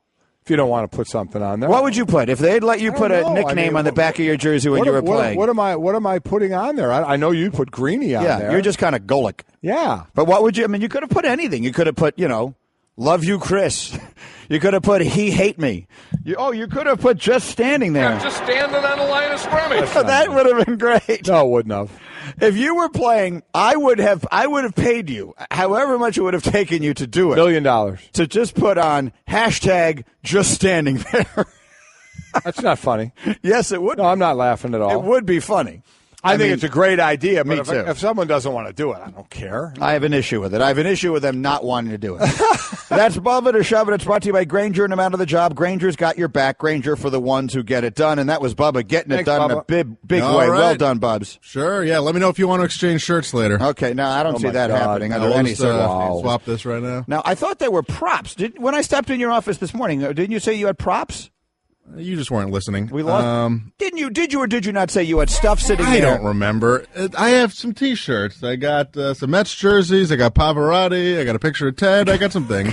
Yeah. He does look like. Does he look more like Luciano Pavarotti or Q from Impractical Jokers? No, he looks like both of them. He looks like Zach Martin from the Cowboys, Yeah, who's yeah. about to be Just the so many highest paid options. guard in all the game. But that's not a person whose face most people know what he looks like. Okay, but that's not what you do. That's who he looks like, though. We're going to have to get a picture of him. Get me a picture of Zach Martin. Split shot of Zach Martin and Bubba. A picture of Pavarotti and a picture of Q from Impractical Jokers. All right, I'm going to tell you, everybody will vote for Zach Martin. And then Golic will tell us which one he looks the most A lot like. of good-looking guys. We'll do that, and we will also go live to the PGA. Hey, everyone, Mike Golic here. Support for Mike and Mike podcast comes from our friends at Rocket Mortgage by Quicken Loans. Chances are you're confident when it comes to your work, your hobbies, your life. Rocket Mortgage gives you that same level of confidence when it comes to buying a home or refinancing your existing home loan. With Rocket Mortgage, you can apply simply and understand fully so you can mortgage confidently. To get started, go to rocketmortgage.com/Mikes. Equal housing lender, licensed in all 50 states, NMLSconsumeraccess.org number 3030. Daddy, where do babies come from? Honey? Mommy went to the store. Oh, well, you see, there's a mommy and a daddy, right? Right. And see, when they call Geico, they could save a bunch of money on car insurance. Oh, really? And that makes them happy? Yes, that makes them very happy. That's good. Yeah. Well, I'm glad we could have this talk, Sunshine. Geico, because saving 15% or more on car insurance is always a great answer. We are Mike and Mike, and he is the funniest man on the golf course as we are set now for day 2 of the PGA Championship, and Michael Collins is ready to join us live as he's taking in all of the action in sweltering North Carolina. How are you, Michael? Man, it is humid here and really hot. The forecast was for thunderstorms, but let me tell you, being in long sleeves and I had a jacket on earlier, I was sweating like nobody's business. There are plenty of pros right now that are very happy that they got to wear shorts during the practice rounds, and I'm a little disappointed that we got to do this on camera because normally on radio I'm 6'1", 165. All right, so we're giving away some of your secrets. Let's start with Spieth yesterday, because clearly that's who everyone had their eye on as he had the chance and still has the chance. He didn't play himself completely out of it yesterday to complete the career Grand Slam. He said afterwards that it was about as badly as he can remember putting in a long time. A lot of guys seem to have trouble with the greens yesterday. What happened with Spieth? Well, he had 32 putts, and we're used to seeing him make a whole bunch of bombs when he's out on the golf course, and he just didn't make any of those whatsoever. 32 putts for Jordan Spieth, that's a lot. Now, he did hit 10 fairways out of 14, and he did hit 14 out of 18 greens, which is really good. So he gave himself chances, but his proximity to the hole was like 40.9 feet, so he was never really close to the hole locations. But listen, at 1 over par, the lead's only 4 under. He's only 5 shots off the lead, and there's 3 days left in this championship. So the hole locations in round 1, they were in very tough positions. And when I say that, it's because the most important thing around Quail Hollow is to stay below the hole. Give yourself uphill putts. But there were so many hole locations yesterday out on this golf course where that was impossible. And if you missed the fairway, as one caddy told me, he just went, good luck with that, because you got no chance, yo. How different it is when you're 4, 5, 6 strokes back, a name guy, but you look up and you see guys, for more casual fans like me, I don't know the 2 guys at the top of the leaderboard, but how about for guys in the game when they see players that, well, Greeny, we're halfway through another baseball season, and we're really seeing some players who stand out as winners. Kind of like business travelers who win at business by staying at La Quinta Inns and Suites. That's because you can put your La Quinta Returns loyalty points to work on the spot with instant free nights. Just drive up with no reservation and instantly redeem points for a free night that same night simply by using the La Quinta app. It's like hitting a grand slam. With an app instead of a bat. Well played. Prepare to win at business by learning more about instant free nights and check out the summer rates at lq.com. Kenny Chesney will be in our studio for our final hour this morning. He's playing nearby. Golic went to see him last night. Mohegan Sun, myself and my wife Chris, Jake, his wife Jenny, were all out at the show last night. Always puts on a fantastic show, doing it again tonight here at Mohegan. But now our friend Adrian Wojnarowski has made his way into our studio as there's a ton of basketball to discuss. Please tell me I got it right. It was a good job. Oh, absolutely. Okay, that was thank you. Nice. Yeah. I've struggled with this. Yes, you have. And I'm working very hard at it, but Woj is dropping bombs left and right all over the place. So let's bring some basketball into what's been a very busy football conversation day. Let's start with the easy part, and that's the Carmelo Anthony conversations. Where are we right now? Well, New York and Houston re-engaged here in the last few days and started to talk again about ways to do a deal. Now, they need a third team. There's no straight-on, one-on-one deal that at least New York's willing to do. They don't want to take on Ryan Anderson, $60 million in 3 years. That's the easy deal from Houston's point of view. But New York's not doing that deal. They need another team, maybe two other teams potentially, because right now Carmelo is only waiving that no trade for Houston for now, and so New York had paused that conversation when Scott Perry got hired as GM in July.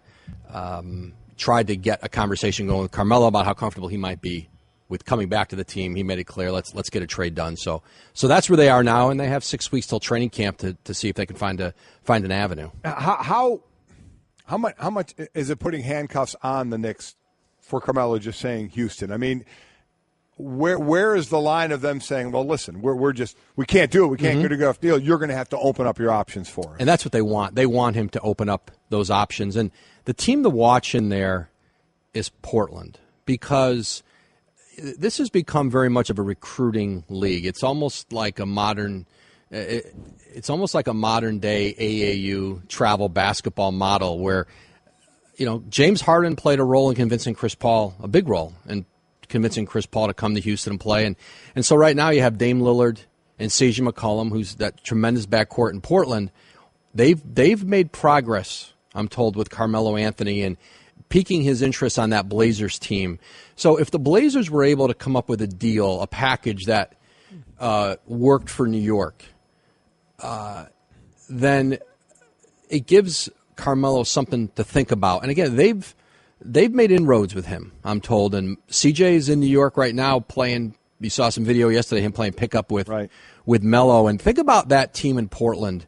If they could do a deal for Melo with McCollum, Lillard, Yusuf Nurkic, who played just tremendous basketball for them, the young center down the stretch, and you put Carmelo on that team, if they could piece together a deal that didn't with the rest of their team picks, that top four outside of Golden State stacks up pretty well with almost anybody in the West. How motivated is Carmelo? I understand how motivated the Knicks are to move on from him. It makes all the sense in the world. How motivated is Carmelo to get out of there? Because I said to Mike earlier this morning, if they wait him out, and he's right now only giving them Houston as an option, at some point, someone needs to say to him, you do realize what you're signing up for is another year of this, and you may be delighted that Phil is gone, but your team is still going to be bad. You are still wasting what remains of some semblance of your prime in a situation where you have no chance to win. How motivated do you think he ultimately will be to get out? Well, that's what the Knicks are curious to find out. Is that once they get into camp, start playing, and see where the team is. Phil Jackson spent the better part of a year trying to run Carmelo out, waived the no trade, publicly embarrassing him at times. And so it took Carmelo a long time to get to a point where he said, all right, I'm willing to waive the no trade, leave the Knicks. And then all of a sudden a new regime takes over, and they say, well, hey, we're open to having you back. He wasn't ready to go back on that, but he's always loved playing in New York. He's lived through the losing.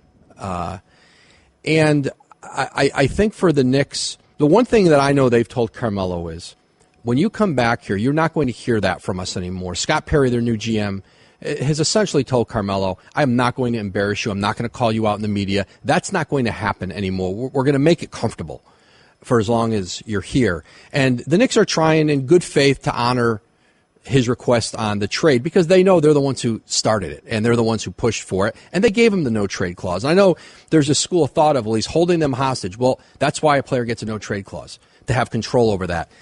Phil Jackson's the one who gave it to him. He didn't have to. And so, but I think the Knicks want to see, once he gets to camp, if he does want to move on and they can't get a deal with Houston, and again, it's a very difficult pathway with Houston, does he start to open up and put more teams on? And Portland is a team at the top of that, because he looks at McCollum, Lillard, and says, hey, that's about as good as a tandem among the teams interested in me outside of Houston that there is. If he doesn't open up his options, and could that be leverage on his part for the Knicks to buy him out? Will they think about doing that at all? They've resisted that from the beginning. That's a lot of what, when it came to a head with Phil Jackson, was the organization, he wanted to just buy him out. Right, and the organization said absolutely not. I mean, it's $54 million over 2 years. There's no appetite right now in New York to do it. It can always change. Money is never an object with Dolan. I mean, it never has been. He's wasted a lot of it, spent a lot of it. But their feeling is we are going to get assets for him. We're going to get something. We'll see how realistic the Knicks are. We'll see how realistic the Knicks are in terms of what they can get for him. And he isn't for everybody. Where Melo is in his career at 33 and such a big number. Let's say hypothetically Portland does that deal for him. He costs them in luxury tax. They're going to pay a $100 million luxury tax bill in his second season of his deal. Now, Paul Allen will pay that because if the team's really good and committed, Paul Allen will spend that money. But that contract isn't for everybody in the league. Mike and Woj in our studio, Adrian Wojnarowski. And that brings us then to something that you were talking about last night on television that I don't think most of our fans are aware of as we ponder the trade demand / request made by Kyrie Irving in Cleveland, that there is a date looming in December that might actually change the paradigm a little bit. So maybe don't expect to see Kyrie dealt in these next couple of weeks. Explain that. Well, one option for Cleveland is to wait December 15th. Players who signed free agent deals this summer become eligible to be traded. So let's say hypothetically Minnesota wanted to get involved. Jeff Teague signed a free agent deal this summer. They can't trade him till December 15th. And you go through the league, go through rosters who signed this summer. So that December 15 date potentially opens up a lot, just more possible deals for them to do. Now, do they want to wait that long? I think, listen, they would prefer to do this before training camp, but there's a lot of pressure on that Cleveland organization to get maximum value for him because he's the one asset now who can set them. Maybe, but I understand it. You can't just let players put whatever they want on their jerseys or their cleats or whatever it is all the time. I understand that because, A, they'll start selling advertising on it, which is they will. Competing with the business, and B, maybe more directly, something that one person supports, maybe something that another, you're not putting the name of a charity or the name of something that you believe in up there because now all of a sudden, you're creating a conversation where it doesn't belong. Yeah, you are. It gets tough because if you open that door, if you try and give an inch, people are going to take a foot and then they're going to take a yard and then they're going to take more. So it gets difficult to do. I get that. There's also a lot of reaction through the 1-800-Flowers.com Twitter feed to a lot of the NFL discussion that we were having earlier this morning. And most of it is about Mitchell Trubisky. And Bears fans are doing exactly what they shouldn't, but they should. Sure. Which is to say, if you know anything about football, you know that how well he played last night only means a tiny little bit. But rejoice in it. Why not? Because if he looked awful yesterday, that's it. Then you would be getting up this morning and you'd be screaming, fire Ryan Pace, fire the coach, get rid of everybody. They blew it. This guy stinks. We're buried now. Glennon's not the long-term answer, and we don't have our long-term answer. This guy's awful. Absolutely. So while don't think you have the savior just yet, and that, you'll finally have a Pro Bowl quarterback since Jim McMahon, your first one since Jim McMahon, pull the reins on that. But man, I tell you, it was a nice start. I really, really thought he played well. And as I said, the next move will come behind the scenes at practice where you're not allowed to be. He'll start to take some reps at some point for Mark Sanchez, and it'll go from there. And they'll just expose him to a little more, and a little more. I believe that he will be the starting quarterback of the Bears at some point this year. I believe Deshaun Watson may very well be the starting quarterback of the Houston Texans week 1. I think there is a real chance of that. I think there's no chance of that with Trubisky. I think there's no chance of that with Trubisky. Kaiser's going to be an interesting one in Cleveland because nobody has really grabbed hold of that. The expectations, I was going to say the expectations are low in Cleveland, but they're low in Chicago. Right. So, we're sitting there talking about the only difference of the two is Chicago supposedly got a bridge quarterback that the expectation was Glennon was going to be there, and he was highly capable of handling that bridge job and maybe more because he knows the writing on the wall. He knows he's basically auditioning for in another year or two and maybe shorter now for another team because Trubisky's going to be the guy here. But other than that, that's both teams are not expected to do well. Though if Deshaun Kaiser starts, we're going to be like, oh, okay.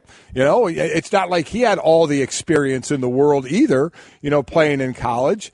But if Trubisky started, it would be like, oh my God, this is unbelievable. And unfortunately, it would be a little more held against Glennon in that case. The other one that is of interest to me, and we're going to have Kenny Chesney in here in just a couple of minutes, and we'll talk to him about this because he'll be particularly interested, is the situation in New England. Jimmy Garoppolo was phenomenal last night, and everything we've seen from Garoppolo, and he does have a very small but legitimate sample of regular season games. It's not just preseason games with Garoppolo because he started last year before he got hurt when Brady was suspended.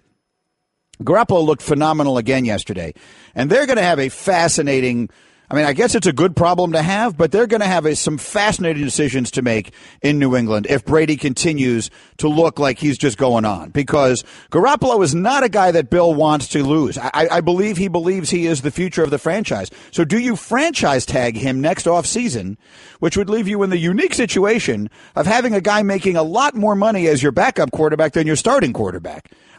But I think it would make sense. I think that would be the sensible move. It's going to get interesting, but as long as Brady is playing well, Brady's going to play. That's my opinion. I know Bill has cut bait early on guys, but that's not going to happen at the most important position if the guy's playing near the top. I'm in agreement with you. So but this buys you 2 more seasons from now. We'll be talking about Brady at 42 2 years from now. So you've got this year. Mm-hmm. Then if you decide to franchise tag Garoppolo, again, the franchise tag for a quarterback is a huge number. And that's the only way you'll keep him, because if you try and offer him a contract, somebody will offer him a big contract. Correct. And that New England will not do. I mean, they normally don't sign monster contracts anyway. They're not going to do it to the backup quarterback like that. So it would have to be a franchise tag, so it's going to be $20-some million. And my self-serving note on that game, but it's not about me. This is about this kid, Austin Carr, who was a walk-on at Northwestern, and I mean the ultimate walk-on. He wasn't a preferred walk-on. No one invited him. He was a student who knocked on the coach's door and said, I'd like to try out for the football team. Made himself into the Big Ten Receiver of the Year last year. Inexplicably went undrafted, but it's not inexplicable because he's small. But that kid never dropped a pass in his entire life. I think he had 5 catches last night, including a gorgeous catch of a touchdown pass. Garoppolo is going to be, not only is he going to make that team, he is going to make Carr is not just going to make the Patriots, he is going to make a huge contribution on that team. Mark my words. He is. Time will tell. No. What are you poo-pooing, Austin Carr? I'm just telling you, again, off of one preseason game. No. I watched that kid play every snap he ever played in college. I watch a lot of kids play every snap player. in college that end up not doing as much in the pros. We'll see. I hope he does. I did him in a bowl game, me and my son. He's a nice kid and a good player, but I'm going to pull the reins on making him a bust in the Hall of Fame just yet. All right, coming up next, I need someone who actually knows something about football. And the good news is we have someone here who actually does. He is one of the most successful recording artists in the entire world. Kenny Chesney in studio chatting for an hour, starting live next, right here, Mike and Mike. America, it's time for some straight talk. You love your phone. Look at you. You hardly put it down. But you don't love that expensive wireless plan, do you? So what if I told you can keep that phone network and number 2 for a lot less? Well, this is me telling you. It's time to switch to Straight Talk, guys. Bring your own phone and get unlimited plans starting at just $45 a month on America's largest, most dependable 4G LTE networks. Straight Talk Wireless. Only at Walmart. Savings may vary. Please refer always to the latest terms and conditions of service at straighttalk.com. This is the best of Mike and Mike podcast. Subscribe now by going to the Listen tab in the ESPN app. The best of Mike and Mike.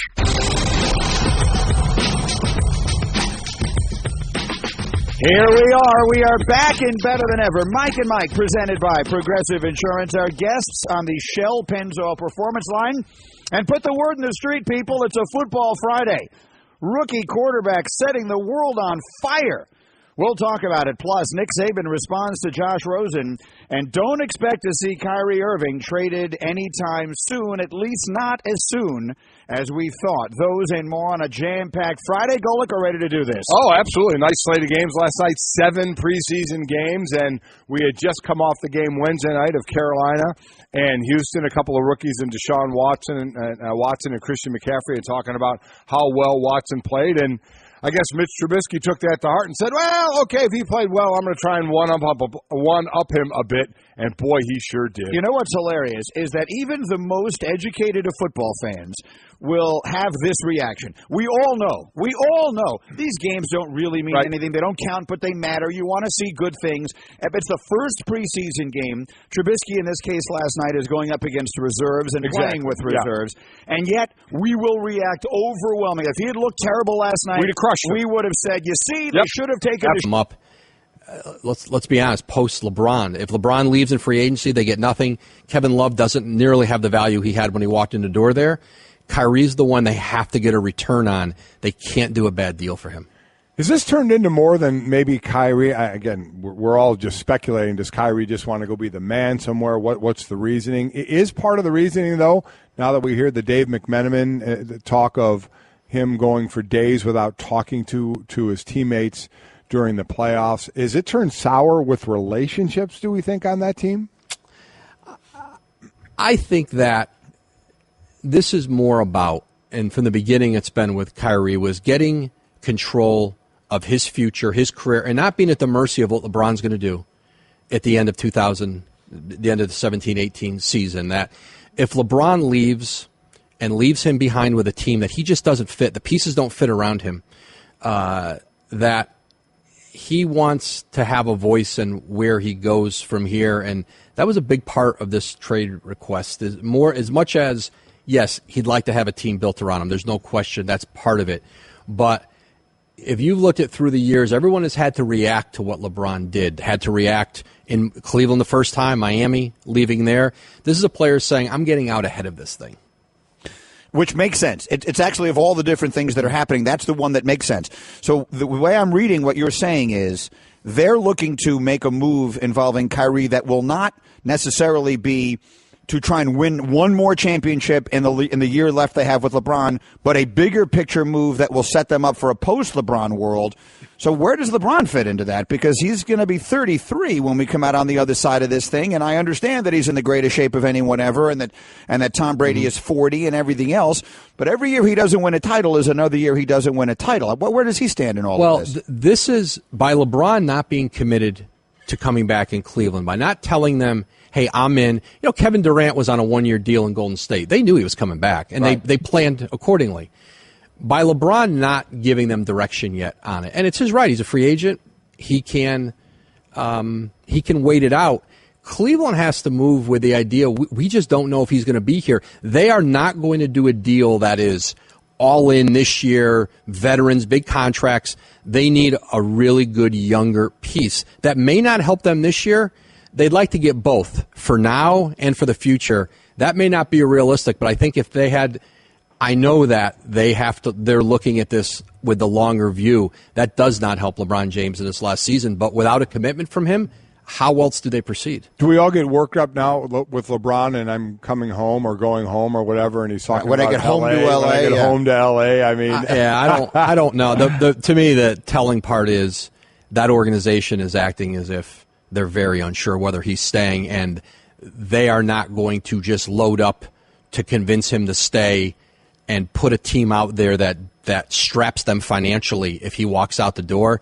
That's not been their intentions so far in trade talks, I'm told. All right, we'll see what happens. Again, will it happen in the next few weeks? Will it take into December?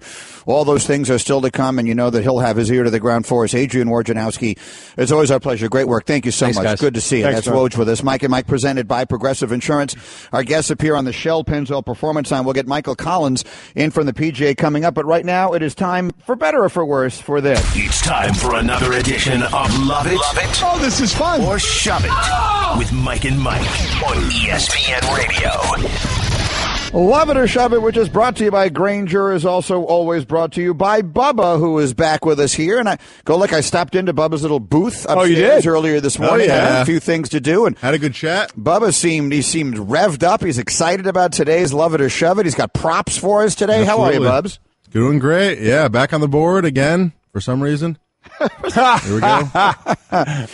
You seem excited about that. Yeah, I mean, it's always great to wake up again at 3 a.m. You know what? Sometimes it's good to go back to your roots, don't you think, Bubba?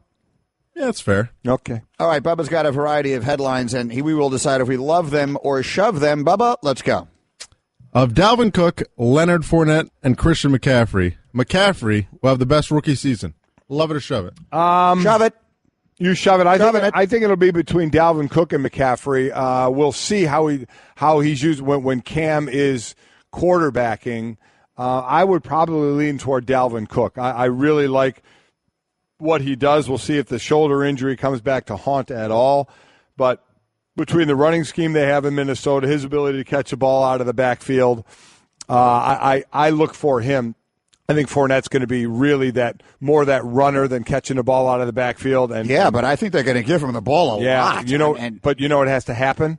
An O-line has to block for him. It's not a very good offensive line in Jacksonville. So of those three, I would lean to Dalvin Cook. I understand that, but they've got a questionable quarterback situation. They have, if these guys kind of come together, they should have a good defense. They have a ton of players on that defense, some of whom have been hurt. Yeah. I think Fournette is going to get the ball a lot this year. Defense has nothing to do with your offensive line and running the ball. You average a little under. No, but you're going to ask your quarterback not to make huge mistakes. You're just going to try and run it and play defense. defense. So the defense will have 8-9 in the box and say we're going to stop Fournette because the quarterback can't pass the ball. Well, how are we measuring the best rookie season? If you're asking me who is going to have the most yards from scrimmage, my prediction is that of those three, McCaffrey will be third. That he will be third on the list of those three as far as who will have the most yards from scrimmage this season. Yeah, I mean, because you do have obviously another running back in Carolina, along with McCaffrey, and Fournette's going to be the guy. But I'm going to lean to Dalvin Cook with what he can do and the opportunities that he's going to get there. Me too. He's my pick for Rookie of the Year, so we both shove it. Bubba, next. Both Kyrie Irving and Carmelo Anthony will start next season with their current teams. Wow. Love it or shove it? I'm going to say shove it. I'm going to say, Woj, I'm glad that he came in here and he cleared that December 15th thing up. Yeah. While it is an interesting little sidebar, it isn't as definitive as I thought it was when I was reading about it this morning. He was talking about it on TV last night. I didn't see it. I read it. And now that I hear him tell it, while it really only applies to players who signed this summer, if they're motivated to move him, and I think they are, they will. So I believe he'll be dealt.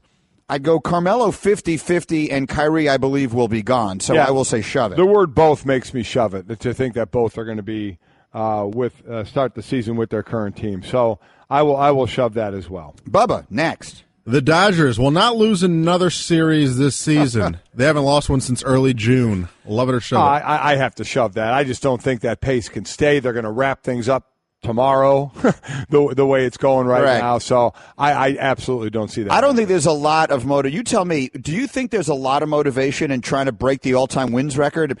The Seattle Mariners, who didn't win anything that year, won 116 games, which is the record for most wins in the regular season. The 98 Yankees won 114, and then they won the World Series. Right. In basketball, the Warriors went after that record. Do you think the Dodgers go after that? Is that of any consequence to them? I've got to believe the answer is no. At 87 now, so... Well, we did the math yesterday. Yeah, you did the math and what it would take. They needed 37 wins. They got one last night, so it'd be 36 more wins. 36 and 12, I think they'd have to go the rest of the way. So that would be the only reason that they sort of keep the pedal to the metal. I don't know if there's motivation for that, or the motivation should obviously be let's set ourselves up to be in position to win the World Series. Do you think most people knew that the Mariners had the record? That's the thing about it, because they didn't end it with a World Series. Yeah. I think it's lost. Like the 72 wins that the Bulls had in 1996. People aren't normally at the top of the leaderboard. Does that mentally say, okay, well, I don't know if those guys are going to be able to hold that, so I have even a better shot now because it's not a big name at the top?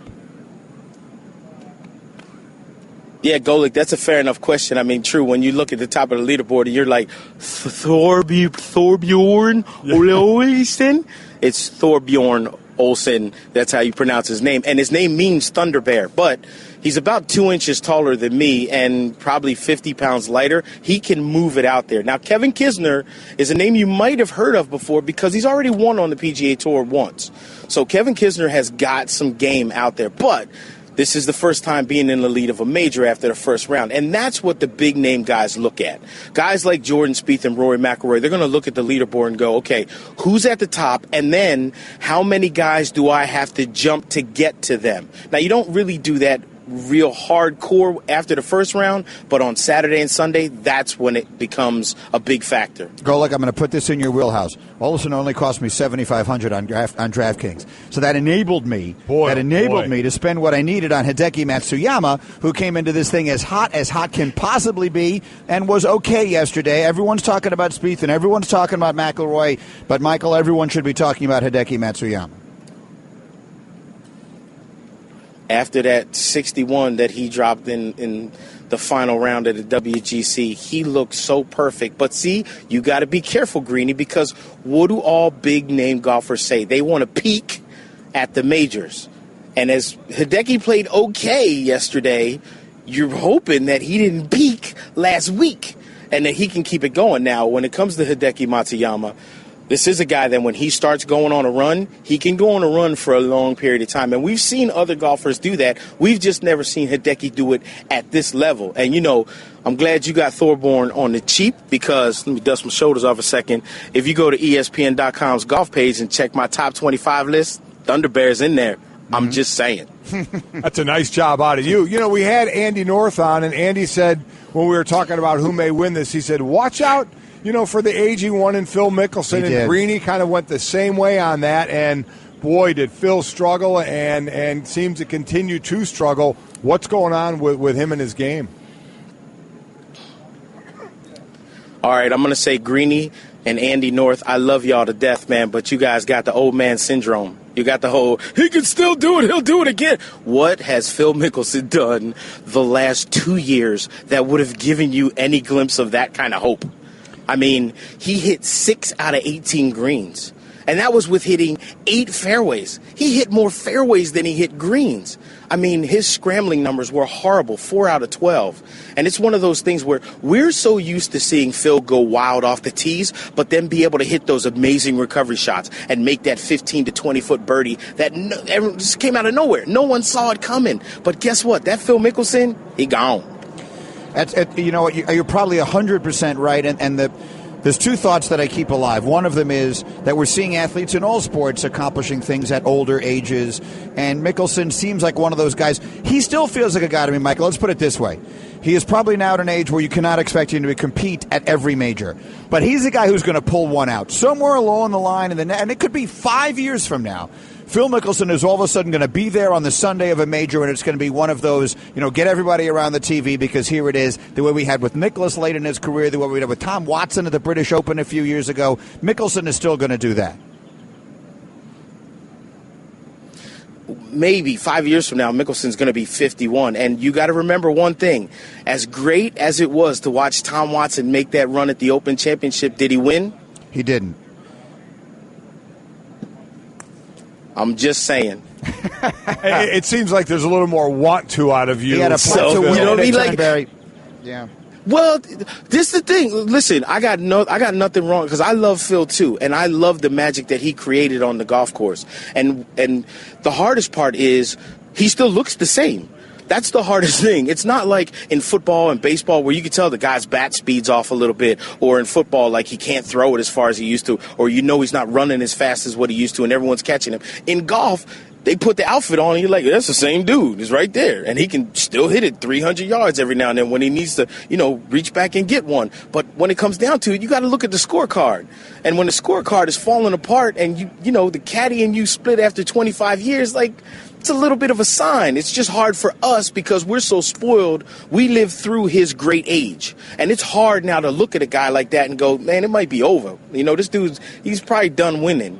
At least majors. He might win a tournament here or there. But as far as majors go, it's not like all these young guys that are out here right now. They're like, oh, Phil's here. Let's not practice as hard.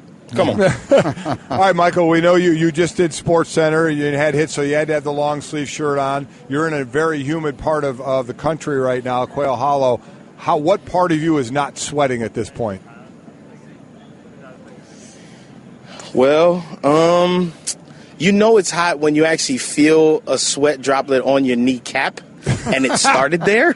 So I'm going to say there's no part of me right now that is not feeling a little bit like run to the media center, get in the air conditioning, and then put on a golf polo and go walk the golf course. But I'm going to go out and walk. I don't care. Sweating is good. That's why you wear a T-shirt underneath stuff, right? Golic, if you're going to go eat hot food, then you have a towel to dab your head off because I'm going to be beating up sweating, and you wear a T-shirt so you don't have those embarrassing sweat stains. Well done, Michael Collins, good the funniest man on the golf course at all time. Thank you, Michael. Enjoy it today. Stay cool. He's probably right about Mickelson, and it makes anytime. Here's one of the. There's want to, right? I mean, it's a sentimental thing, right? I mean, it's not like he forgot how to play the game, but he is struggling. There's no doubt about that. I'm not old enough to have appreciated the sport when Nicklaus was just at the very end. Right. When Palmer was at the very end. Tiger and Phil are the two greats, the first two greats, like legitimate all-time greats. that I'm seeing come to the end of their careers. And it couldn't be happening more differently, right? I mean, Tiger with the injuries and everything else, he's just not there. Mickelson, it is kind of hard to let go of that feeling, but I do believe it. Look, Watson had a makeable putt at Turnberry to win that thing, and he wound up losing in a playoff to Stewart Cink. But I think Watson was 58 or something like that when that happened. So I still believe I'm putting the over-under right now at 0.5 for how many more majors Phil will win his career. I'll go the other way. I will take the over. The next major he wins is when somebody's going to need to challenge Bernard Longer on the Champions Tour. Once Phil hits 50 and can go play there. Well, Greeny, we're halfway through another baseball season, and we're really seeing some players who stand out as winners. Kind of like business travelers who win at business by staying at La Quinta Inns and Suites. That's because you can put your La Quinta Returns loyalty points to work on the spot with instant free nights. Just drive up with no reservation and instantly redeem points for a free night that same night simply by using the La Quinta app. It's like hitting a grand slam. With an app instead of a bat. Well played. Prepare to win at business by learning more about instant free nights and check out the summer rates at lq.com. Here's some of that Twitter reaction. Brian tweets, at least baseball's allowing players to have a little fun. Are you watching, NFL? That's not really fair. This idea may have come from the NFL's idea. Remember last year they had some specific times set aside where they could wear whatever cleats they wanted and everything else. They've had to be strict. Are they sometimes the uniform police to the little too